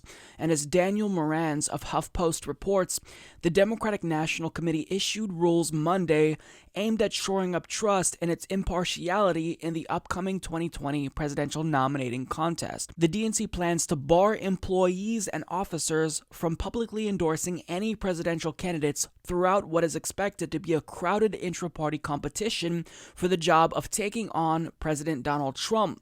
The rules would prohibit DNC staffers and officers from financial contributions to particular candidates, attendance of events that could suggest partiality, public statements or social media posts espousing presidential preferences, internal communications expressing views for or against Democratic candidates, and even gestures like displaying bumper stickers or lawn signs from individual campaigns. The DNC is committed to making sure that our 2020 nominating process is fair and transparent, said its chairman Tom Perez. These new policies will help ensure that there is no perception of partiality by the DNC during the campaign for the Democratic nomination. DNC CEO Seema Nanda sent a memorandum to DNC staff laying out the new guidelines on Monday afternoon. Patrice Taylor, the DNC's Director of Party Affairs and Delegate Selection, sent a similar set of instructions to DNC officers. The rules aim to avoid a repeat of the 2016 presidential primaries when supporters of Senator Bernie Sanders were critical of the DNC for appearing to favor Hillary Clinton. Now, let's just be clear here. We weren't critical of the DNC because they, quote, appeared to favor Hillary Clinton. We were critical of the DNC because they did favor Hillary Clinton, not just vocally, but in practice, in allowing Hillary Clinton to take control of the DNC, their fundraising operation, and controlling the press releases that they release. That's not just the perception of bias and favoritism. It's outright allowing her to control the DNC. It's a rigged process. It's inherently flawed and biased. So they're kind of misrepresenting the story here by saying, oh, well, we just didn't like that it appeared as if there was some type of favoritism. No, there was favoritism. You can say it. It's undisputable. And in fact, if you don't admit to it, then I can't take you seriously. So look, what they're doing here is very, very important. But here's the thing. I don't necessarily care so much about their rules.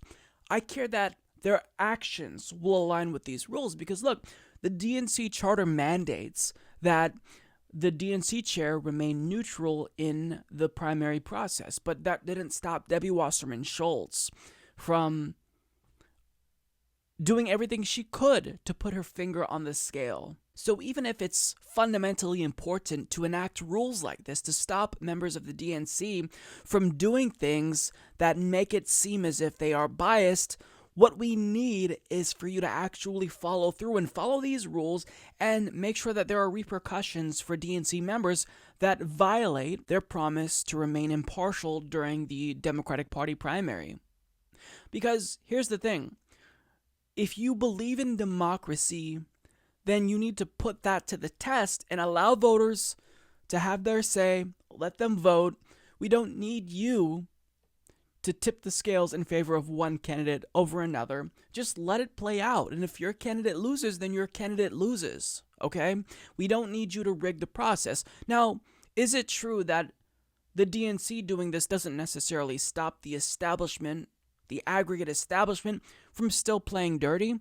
Well, no, because look at what the Californian Democratic Party did. They moved up their primary because they felt as if having an earlier primary in their state would favor someone like Kamala Harris. Now, they didn't overtly say this, but we know that that's what they're doing. Because Kamala Harris, she will likely, overwhelmingly likely, will be running for president in 2020. And she's from the state of California, where you can pick up a lot of pledged delegates if you win that state. So by moving their primary up, that benefits her. So I don't necessarily think that this will negate from any other dirty shenanigans and tricks that the party establishment is going to play, when it comes to state parties. But by and large, this still is important coming from the head of the Democratic Party. I mean, I think that this is really important, and it shows that he at least acknowledges the importance of building up trust. But don't just talk, act. We're still going to be watching. We're still going to be very, very skeptical of everything that you try to do, because it's not just that you lost trust among progressives. You absolutely took that trust, stepped on it, took a dump on it, and then wiped your ass with it. That's what you guys did in 2016. So it's going to take a lot to rebuild this trust after what you guys did just 2 years ago was absolutely not just immoral, but one of the most unethical things I think that the Democratic Party has ever done. So it's going to take a lot, but actually put this into practice and don't just say it. Nonetheless, I will give credit where it's due, because I do think this is a step in the right direction. As I said earlier, it's a small step in the right direction, but it's still a step in the right direction nonetheless. Let's just hope that they honor this new policy. As you all know, the deadline for Congress to restore net neutrality using the Congressional Review Act was initially December 10th, but thanks to dysfunction in Washington, D.C., it has since been extended to December 21st, thankfully, because since Democrats and Republicans haven't agreed on a bill to fund the government, well, that dysfunction kind of worked out in our favor for the first time in a while, and now we have more time to get to the 218 signatures needed to actually nullify the FCC's 2017 repeal of net neutrality. Now, not too long ago, I told you about how ISP-funded Democrats were conspicuously ghosting their constituents on this particular issue, because it's clear that Americans want net neutrality, but these 18 Democrats have refused to sign on to the CRA, and one of them is newly elected Democratic Representative Mary Gay Scanlon from Pennsylvania's 7th Congressional District, and she actually did decide to respond to her constituents after receiving an influx of phone calls, all of which urging her to sign on to the CRA. And she released a video to Facebook Live letting them know that she heard their concerns. She, took all their phone calls, and after weighing out what they want her to do, It's a no. She's not going to sign on to the CRA. Now, in this video that I'm about to show you, the reasoning that she gives is pretty suspect, and she actually, I'm assuming, lied to her constituents because she told them something that is just factually incorrect. I want to thank the constituents who've been calling my office asking me to sign on to the CRA discharge petition to protect net neutrality. One of my goals in Congress is to be transparent and accessible, so I wanted to let you know, first of all, that we've heard your messages and I've considered all of them, and I wanted to explain to you my decision on the petition. I've decided not to sign the petition because a discharge petition is an arcane congressional maneuver. It requires 218 signatures to be successful, and there's no way that those signatures will exist by tonight, which is the deadline. What there isn't a deadline on is good legislation to protect net neutrality, and I look forward to working on that. You know, we've already started reviewing legislation, and I've signed on to several bills involving public schools, involving gun violence prevention, immigration reform, voting rights, and healthcare. So this is a conversation that I look forward to continuing. Please reach out to us. Please call the office. Please email. Send us letters. We even have a fax machine around here somewhere. And I look forward to hearing from you. Oh, and you will. So we are absolutely going to call her. But before we call her office, I do want to give you some additional information because out of all of the 18 Democrats who are refusing to sign on to the CRA, she is a case that is particularly egregious according to Gizmodo's Del Cameron, and he reports activists marked Representative Mary Gay Scanlon, a Democrat of Pennsylvania, who was sworn in less than a month ago, as a particularly egregious case. In a Facebook video this week, Scanlon acknowledged having received numerous calls from constituents, but claimed she was refusing to sign on to the CRA because it is, she said, an arcane congressional maneuver. The Congressional Review Act was enacted in 1996. Scanlon, whose campaign's second largest contributor was Comcast and whose office has dodged inquiries from reporters, also claimed there was no way the required number of signatures would be collected before the December 10th deadline, failing to inform the some 3,000 Facebook viewers that the deadline has actually been extended.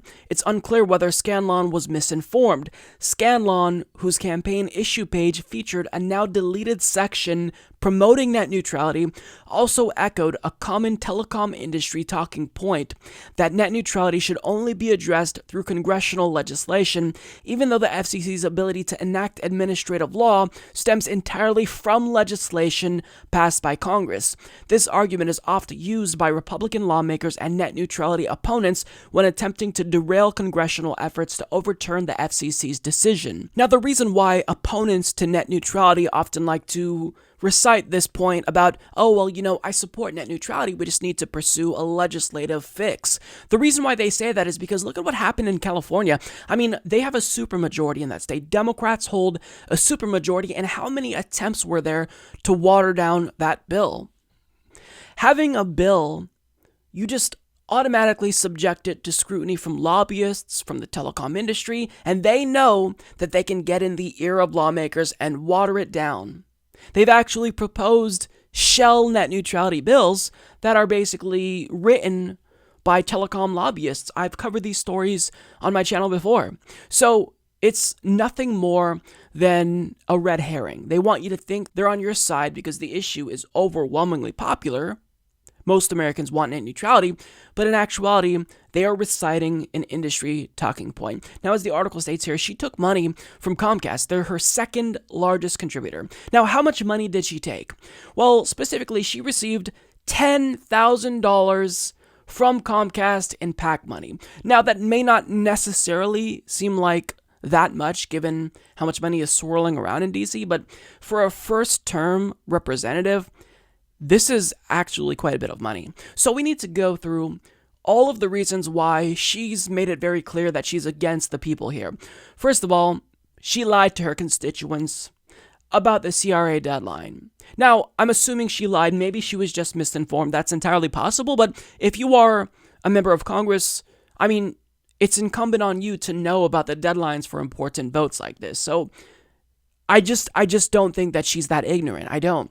Second of all, she deleted references to net neutrality off of her website. I actually went to her website and the page was just presumably deleted because it says not found. She took net neutrality off of the issues page. I mean, how brazen is that? Additionally, she called the CRA arcane. Again, either she's lying or misinformed. At this point, I don't know which one is worse. And of course, the worst is that she took $10,000 in PAC money from Comcast. So she said she wants to hear from us, so she's going to hear from us. Her DC office is 202-225-2011, and her office number for Springfield is 610-690-7323. Now, according to the article, her office is not taking calls. We're going to try that anyway. If not, we will tweet to her. Her Twitter handle is @MaryGayScanlon. So I'm going to try her DC office and see if I have any luck with that.